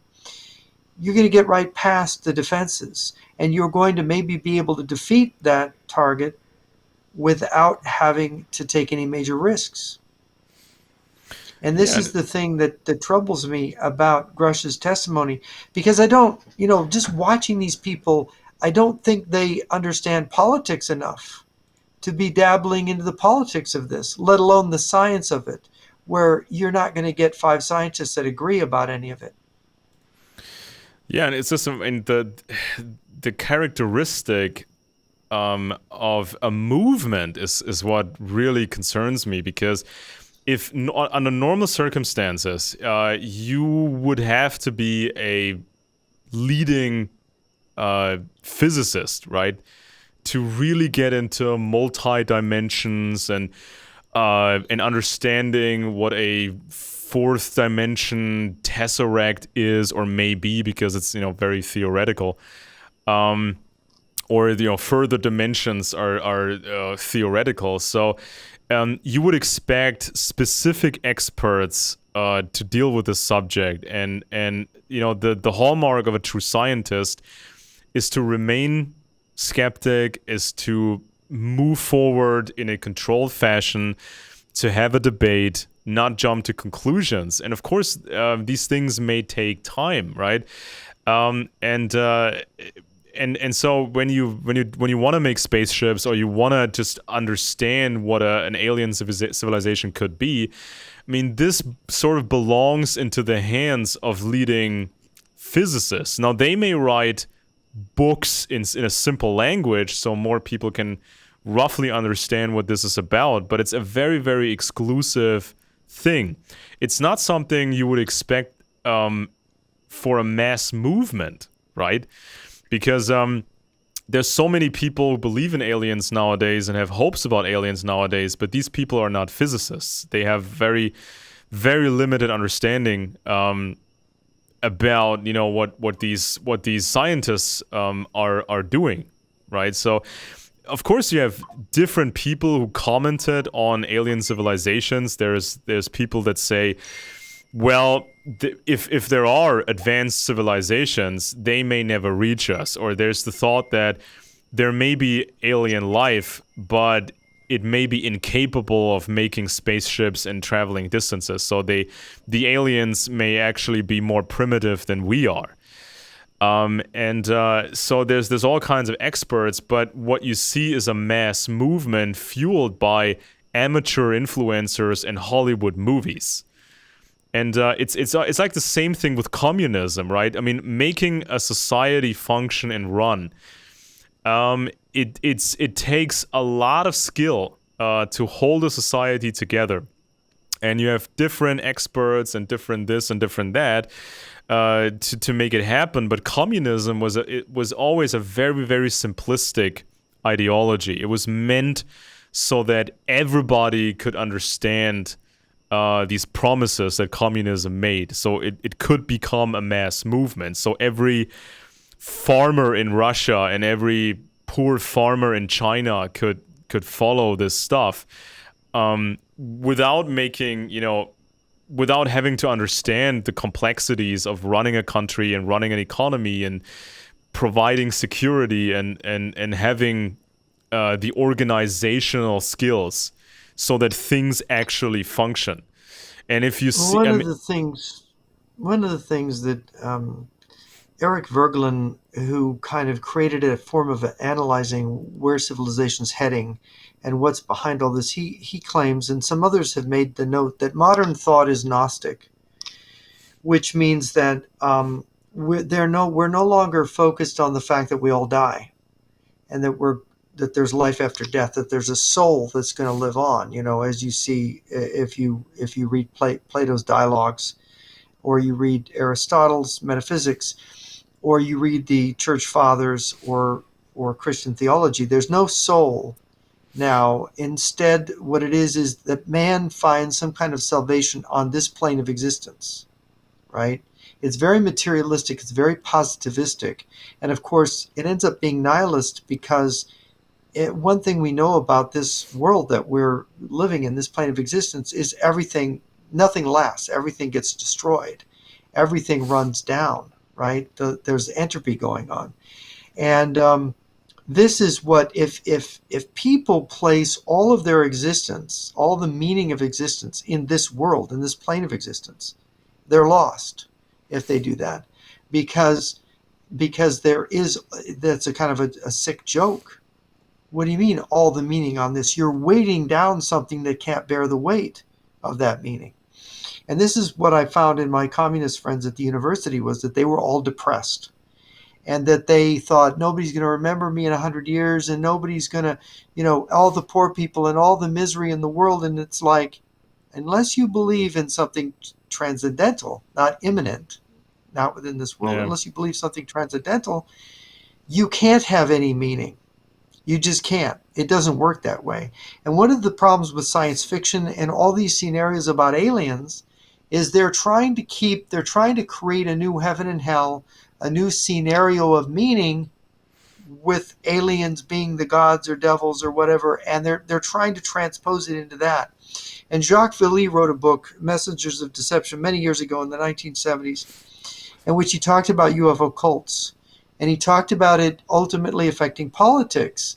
And he talked about how this was very dangerous, that a period of great irrationalism there was all these irrational impulses built up in this stuff, and that it could literally upset civilization. Well, we already had that with National Socialism and communism.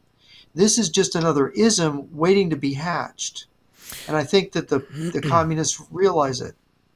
I'm waiting for that particular point that usually happens in a cult movement, and that's the point where the movement starts to really hate everybody who refuses to join the movement. Now, this, of course, was built in from the very beginning into communism, right? Because, I mean, with every cult, I mean, you're either a member or you're an enemy. You're dirt, and I'm just. I mean, it's already kind of happening with the UFO cult. I mean, if you say something that UFO people don't like, they become agitated and they become angry, and they're kind of rationalizing your reaction. They think that you're close-minded or stupid or maybe even an enemy.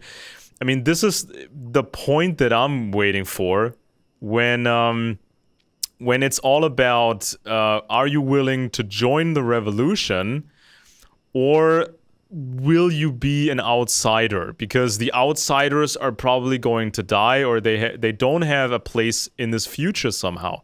I mean, when some of these new cult movements appeared in the 60s and the 70s, some of these cults, they had a science fiction plot line built into them, and it was very, very exclusive. If you were not willing to become a member and give all your money to the organization and recruit new people, cult members were not supposed to associate with you.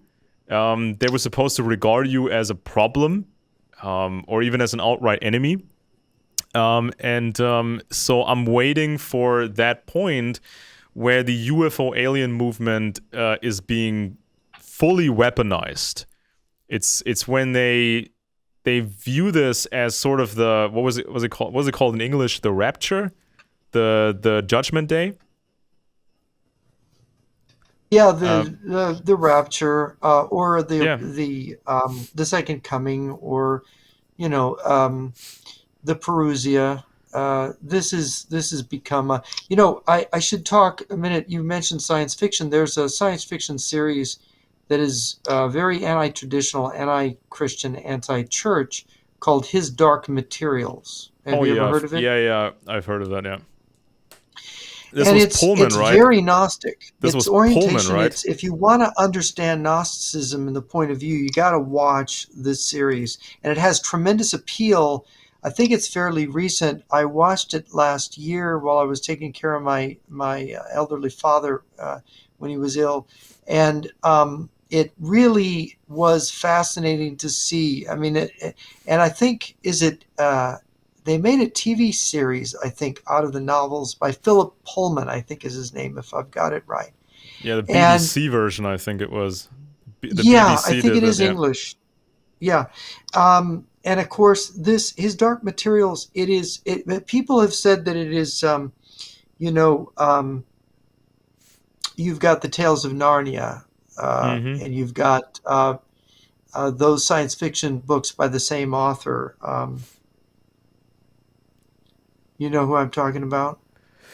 Yeah, I remember. I was looking for stuff for my daughter, or read to my C.S. daughter. Lewis. Exactly, C.S. Lewis. Yeah. Right, C.S. Lewis. So this Pullman is supposed to be the anti-C.S. Lewis, exact opposite. And of course, this is science fiction. So C.S. Lewis wrote science fiction that's for Christians. This is anti-Christian or anti-church science fiction.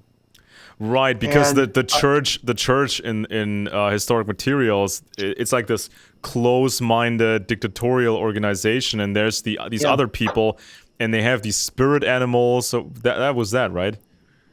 Yeah, everybody has a familiar. All of the characters from there's like a dimension that's the real dimension, and then there's ours, and in that dimension, everybody has a familiar that's an animal spirit, right?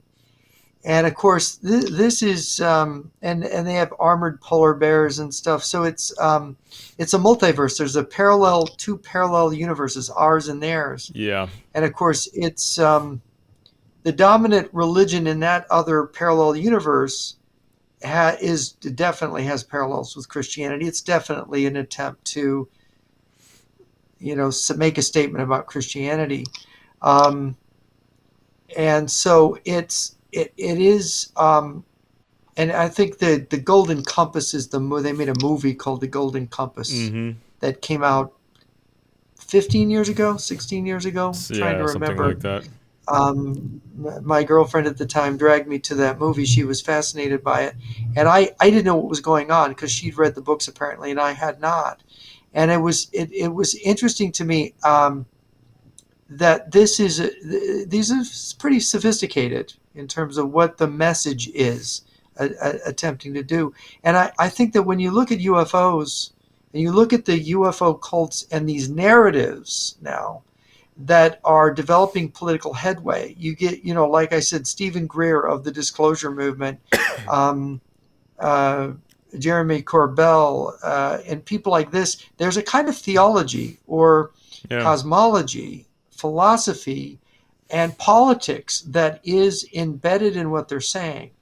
And I don't think they're sophisticated political philosophers, but they've imbibed something, maybe indirectly, and it really is much more amenable to what the communists want to do than to a defense of our way of life in our society. Yeah, and to me, I mean, Because, yeah, it all seems like a rip-off, um, a carbon, almost a carbon copy of the ancient world, because back then you had these empires where the citizens or the subjects believed that the leadership were either gods or they were closely attached to the gods. And oftentimes these gods were associated with the sun, the moon, and specific stars and right. planets, right? Well, So, see, this is the point that Verglen makes: is that in the ancient world,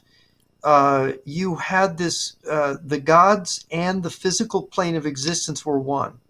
So there were gods in everything. There were gods. If they had cell phones, they'd say there's a god in your cell phone. yeah. Everything has spirit in it. So it's like panentheism, right? And so the physical world is a world is full of magic, is full of magic. But when we get the greater differentiation, the greater understanding when Christianity comes along, and we say, well, wait a minute, the God that created the universe is above the universe. He's outside space and Mm, time, which is you've got Aristotle's metaphysics is kind of affirming this with the unmoved mover, and you've got Thomas Aquinas develops this further in the medieval period.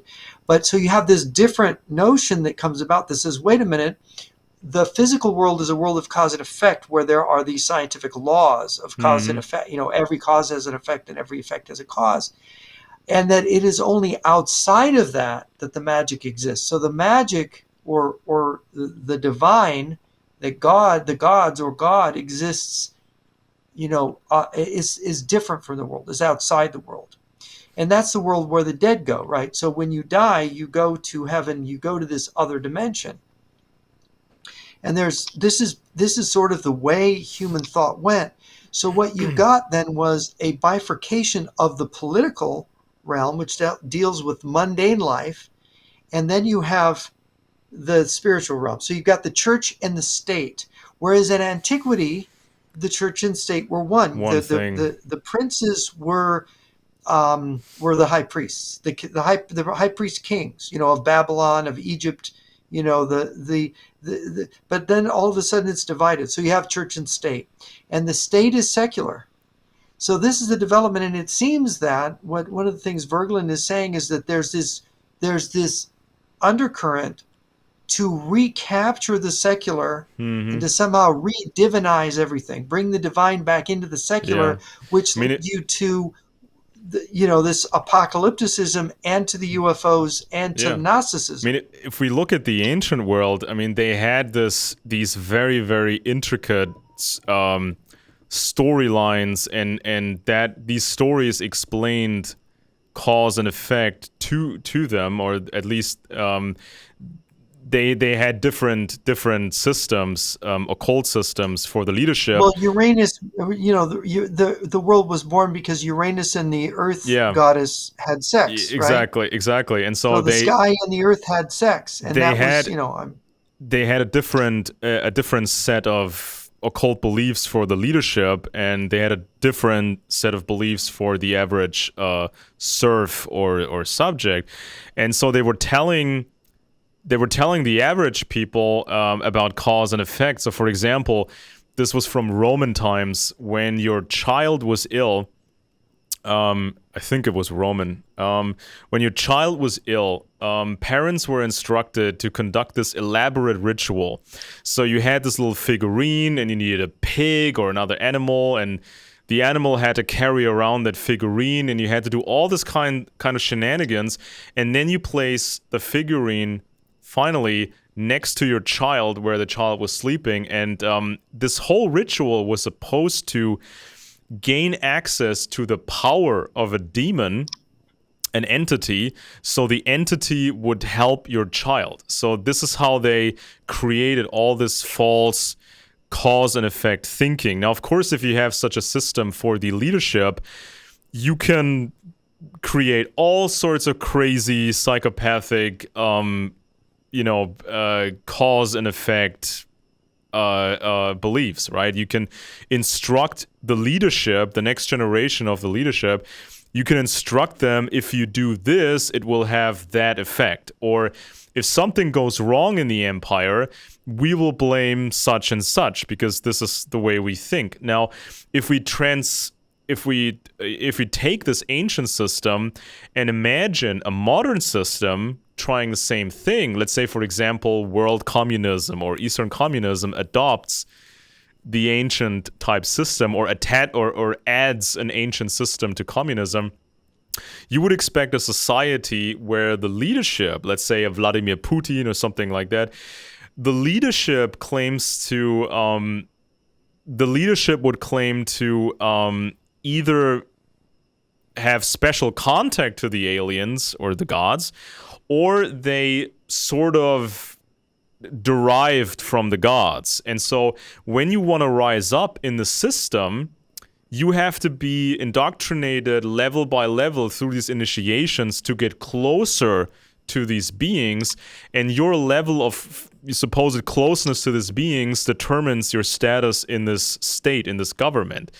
And so this is something I think that's a very real possibility, that communism may adopt supposed aliens into their system. These pretend aliens. It would solve a major political problem for them. Yes, it would. and also you could use this for literally anything, because if you can literally make up what people believe is cause and effect, you can just make excuses for everything. So if the people are suffering, you can tell them, well, it's because, some of the gods are fighting with each other, sort of, and, there's some reason for your suffering and you have to accept it. And if you follow the program, your suffering might become easier or whatever. You can make up anything, because that's how the ancient empires did it back then. They could constantly change the storylines, and they could, just absorb some cult for the general population and create a new version of it. So the population would then make these rituals for their sick children, or if they have some other problem. And of course, if the ritual doesn't work as intended and the child dies, there's always an explanation for it after the fact. Well, you didn't do the ritual right, or some other evil god, alien, whatever, was interfering, or some minority group was working some other magic with some other alien, and so we have to punish this other group. Or these people outside of the system, they have something to do with that. They're also, working with aliens. You can make up anything you want. And if people believe it, they go along with it, because then it becomes, they think it's reality. And we mentioned this at the beginning of this very show, with Tucker Carlson and Alex Jones.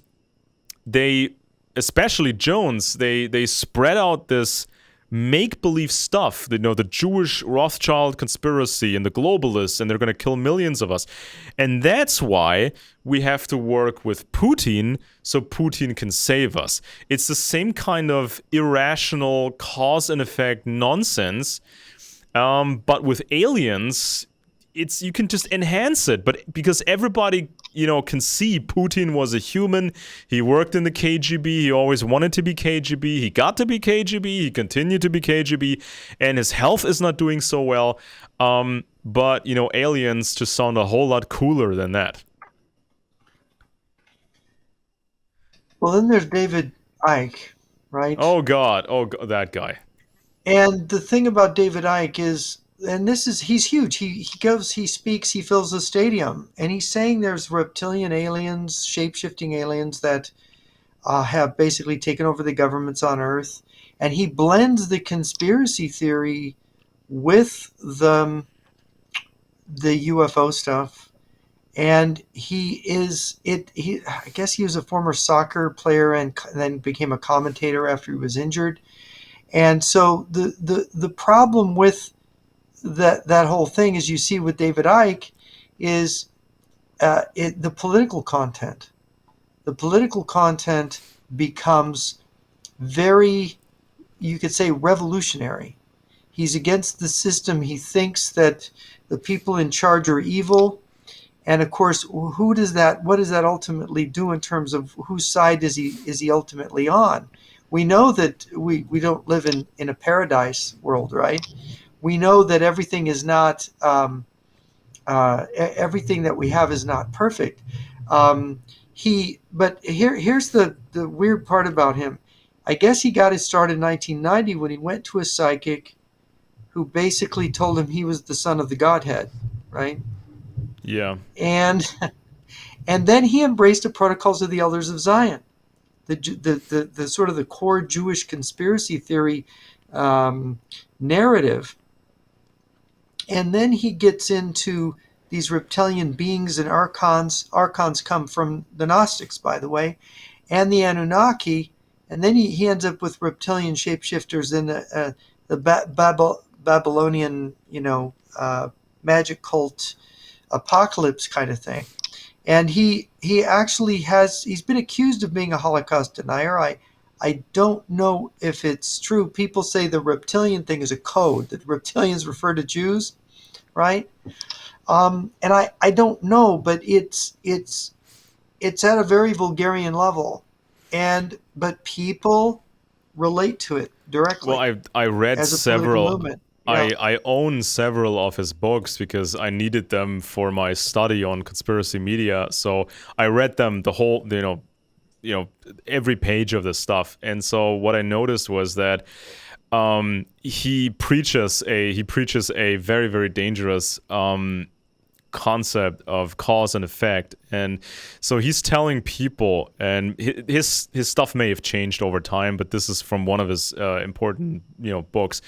So he's basically telling people they need to join him and the movement to perform love magic, right? So this is basically lifted from baseline theosophical stuff or the law of attraction, that kind of thing. You're supposed to join the movement, the revolution, to perform love magic. And if you don't join and you don't take part in this love magic, you are guilty of making everything worse, indirectly. So this is straight out of his books. And I just mentioned this, you gotta wait until this UFO thing becomes hateful, because this UFO movement becomes hateful towards non-members. Because he's saying that things are bad because we're not doing enough of this love magic, essentially. So this is the supreme way of fighting evil. That you send love to these reptilian beings from another dimension. I think he calls it the lower fourth dimension. We have to use our force, our frequency against their frequency. And this is how we actually improve our lives and improve the world. Now, of course, the world went on. Things are pretty bad. And so this is when the frustration starts to grow in these members of the movement, because they want to recruit more people. And if somebody doesn't want to be recruited, they get angry because they blame you for making everything worse. And once you start talking about the Anunnaki and all this very ancient stuff, I mean, if you look at these old storylines, and some of them are actually ancient, some of them were made up later, but it's like a soap opera. Because these ancient stories, they always feature these godlike creatures that are strangely human in their passions, and they're envious. It's just like Roman mythology. They're constantly fighting each other, they're bickering, they're backstabbing. Now imagine if you live in a modern empire which employs these kinds of storylines. They can tell you anything. They can say, well, unfortunately, this one god backstabbed the other god or alien, and therefore things went bad. And now the population is suffering. And so people haven't supported this one god enough, or there's some evil people here, some evil folks in the population that have supported and strengthened the wrong alien god thingy-majingy. And so now we have to punish these these specific people in the population. We have to sacrifice them on a big altar, and that's how we strengthen the better gods. I mean, this is insanity, but this is how it was done in the ancient world. Do people really want that stuff back? I mean, this is where we're heading. It's sort of a restoration or a renaissance of the ancient world, but they're selling it to us as something new. It's not new. Well, Verglen makes this point. He does see that there's these people that want to return to antiquity. And he says we can't recover it. We've gone past that. We've left that behind. We can't go back to believing in what the ancient Greeks or Romans believed about the gods. We can't do that. We don't even know fully what it was that they believed or how they thought. And the whole manner of thinking, the whole manner of scientific thinking, and the whole manner of our more differentiated philosophical understandings, we're more sophisticated than that. We've gone above it. Why would you give up more sophisticated understandings for less sophisticated ones? Yeah, and there's so many. There were so many cult leaders that came and went, especially in the 20th century, and even very small cult movements where the leader could always blame the leadership could always blame individual members and claim they were full of demonic forces, or they were just subverting the magic, or some bad entity was taking control over them. So you can just make up anything, and that then becomes the law, basically, or this becomes the judicial system. In modern days, we have a judicial system that is based on logic and facts and investigations. But if you go back to an ancient system of law and judicial proceedings, I mean, anything can happen. So you may become a victim, even if you are more powerful.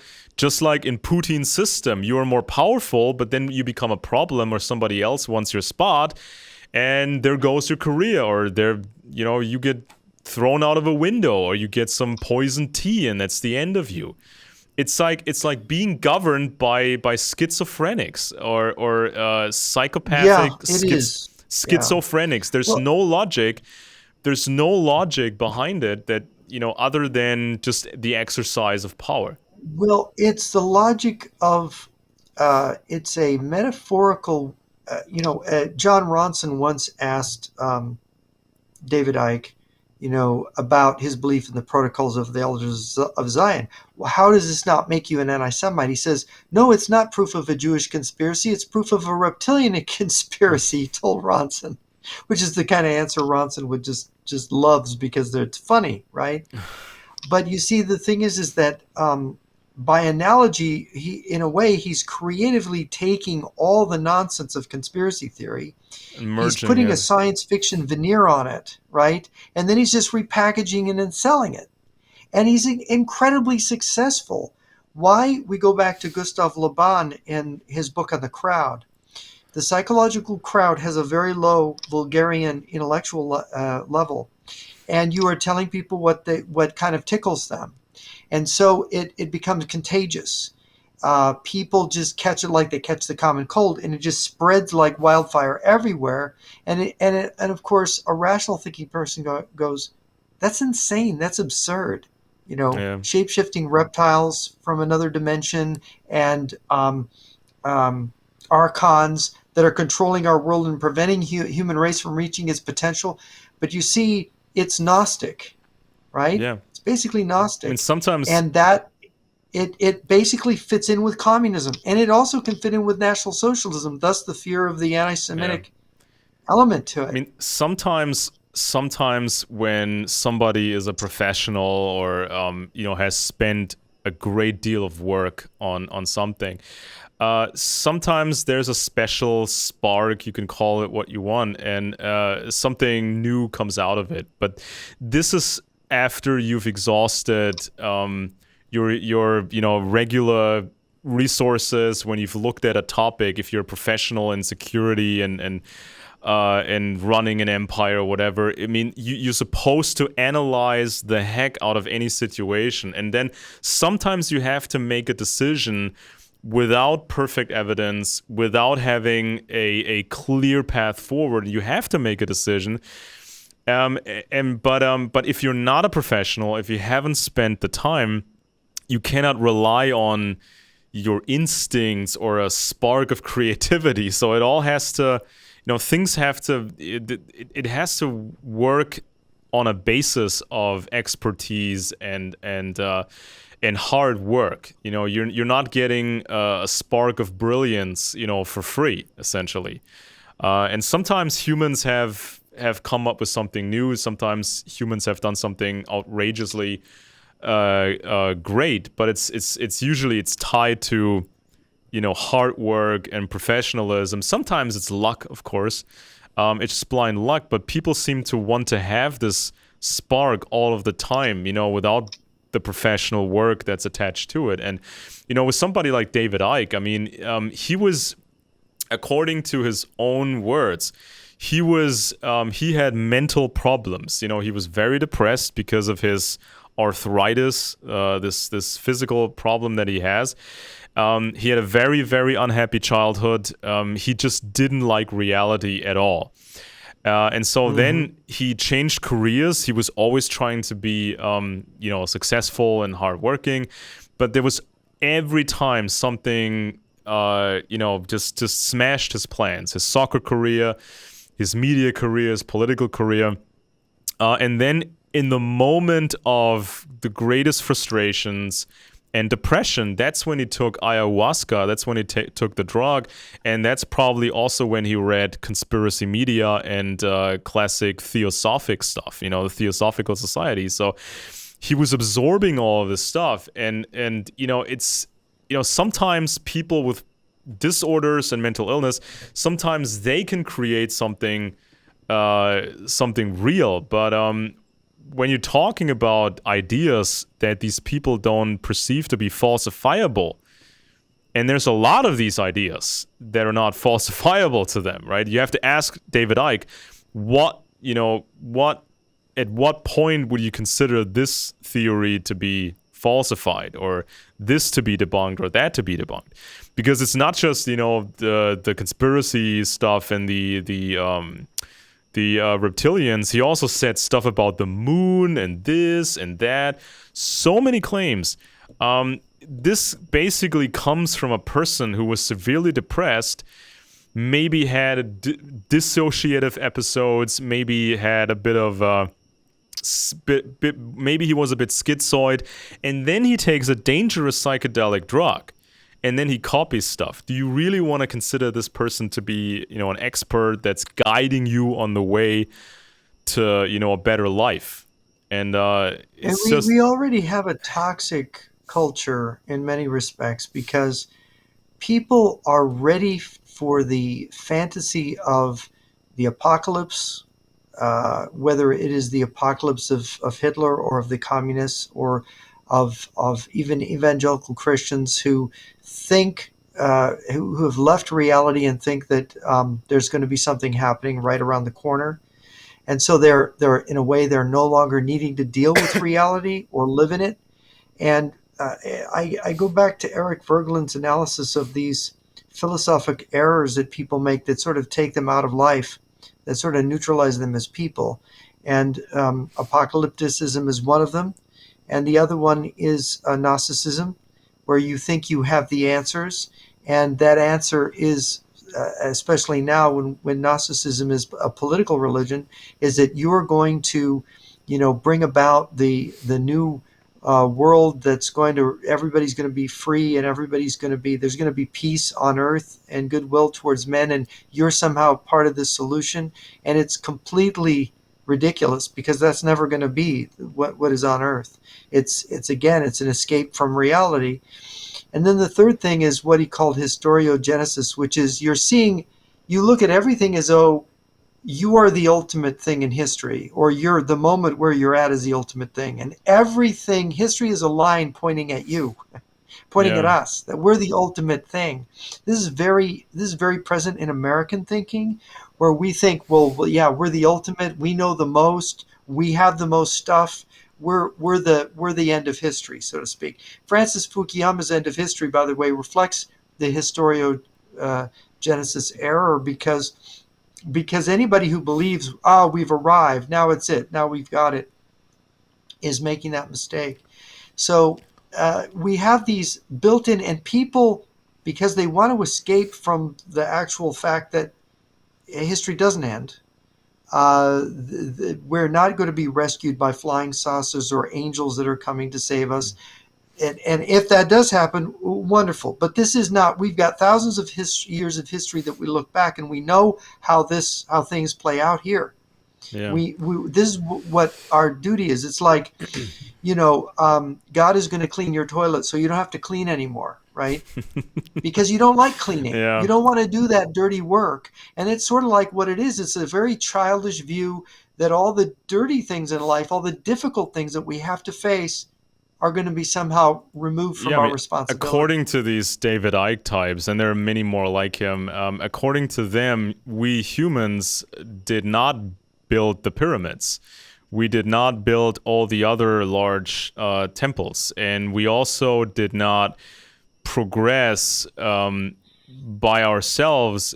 Instead, they think the aliens gave us the progress. Just like in the movie 2001: A Space Odyssey, when we're just, we're just going nowhere, and suddenly there's this monolith, and this monolith is teaching us how to progress and make all these Yeah, that's fancy a things. Eric von Daniken. Yeah, I mean, look, maybe there's they show all these ancient marvels. The pyramids a marvel.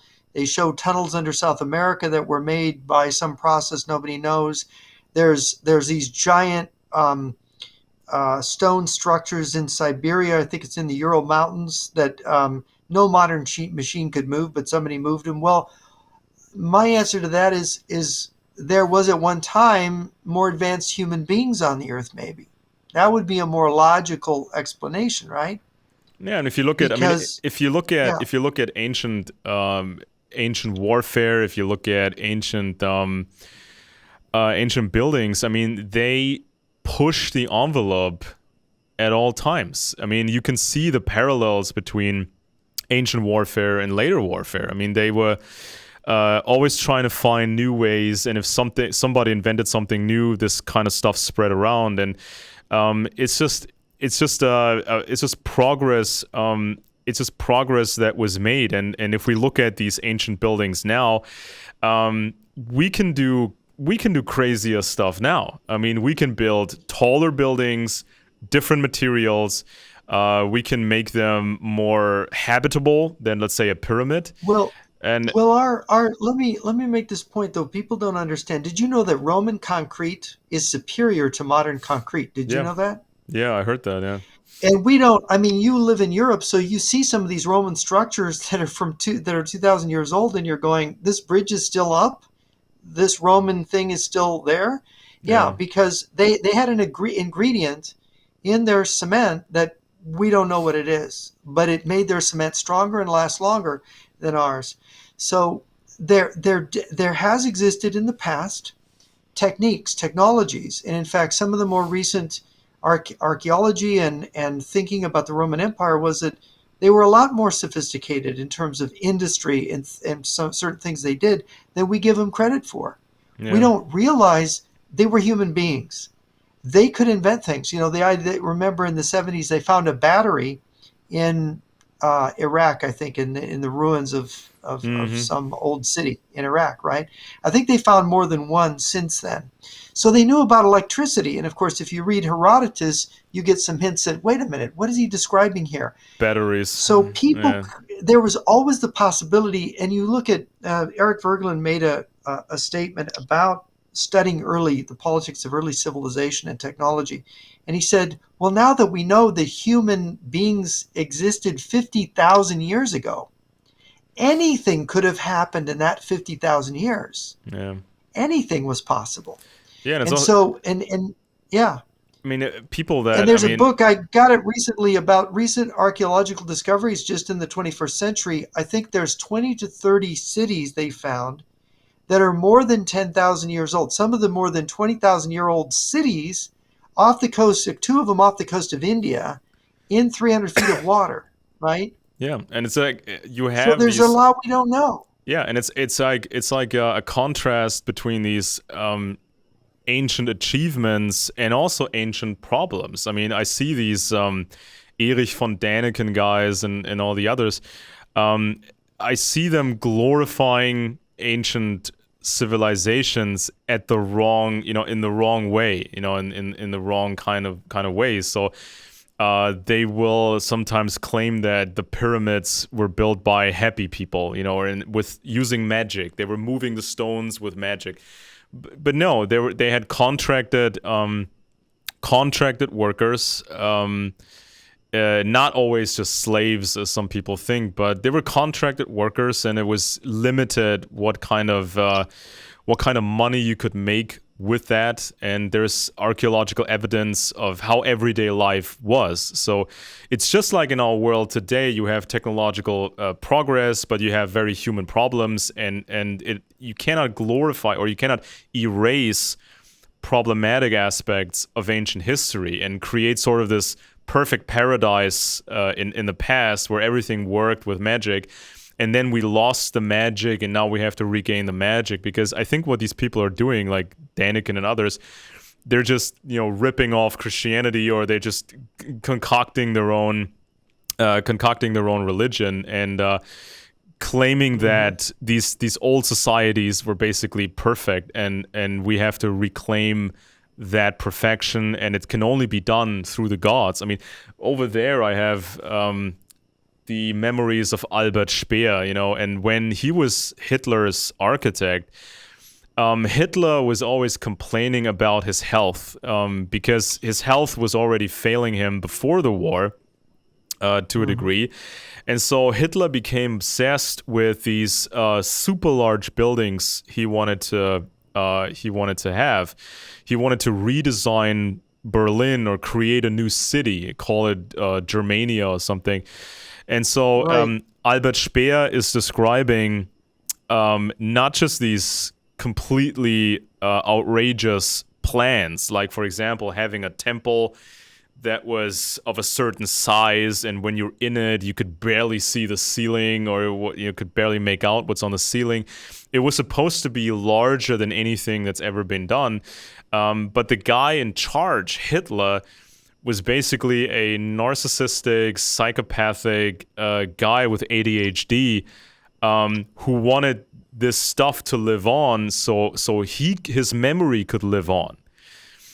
So that when he's gone in a few years, because he didn't believe he was gonna, live that much longer, these buildings would be there forever, and in thousands of years, people would still see these buildings and remember Hitler. That was his rationale behind it. So if the war had been different, the Nazis would have spent, I don't exactly remember the numbers, but it's in Albert Speer's book. The amount of concrete and other materials needed was absolutely staggering. The money, I mean, it could be done. I mean, it was still within the realm of the possible.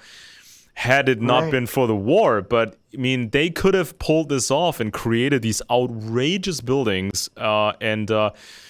Imagine if something happened and in a couple of thousand years, people would look at the ruins and make up fantasies about Adolf Hitler.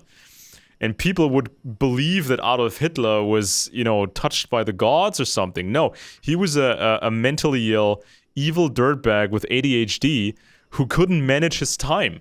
This is what Albert Speer basically describes in the book. Hitler had such bad ADHD, he could not really focus for a long time. He could not prioritize, and it was easy to manipulate him. So people could suggest things to him, and he would make the decision and say "einverstanden" and say, "Okay, I agree. Let's do this."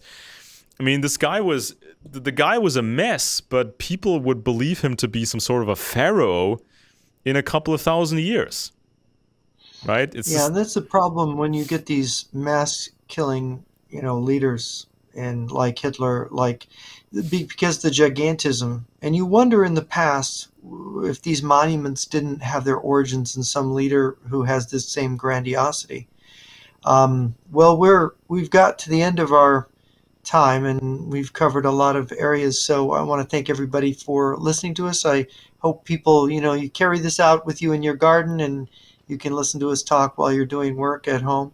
So, anyway, Alex Benesch in Germany, thank you. I am Jeff Nyquist in America, and this has been Friends and Enemies.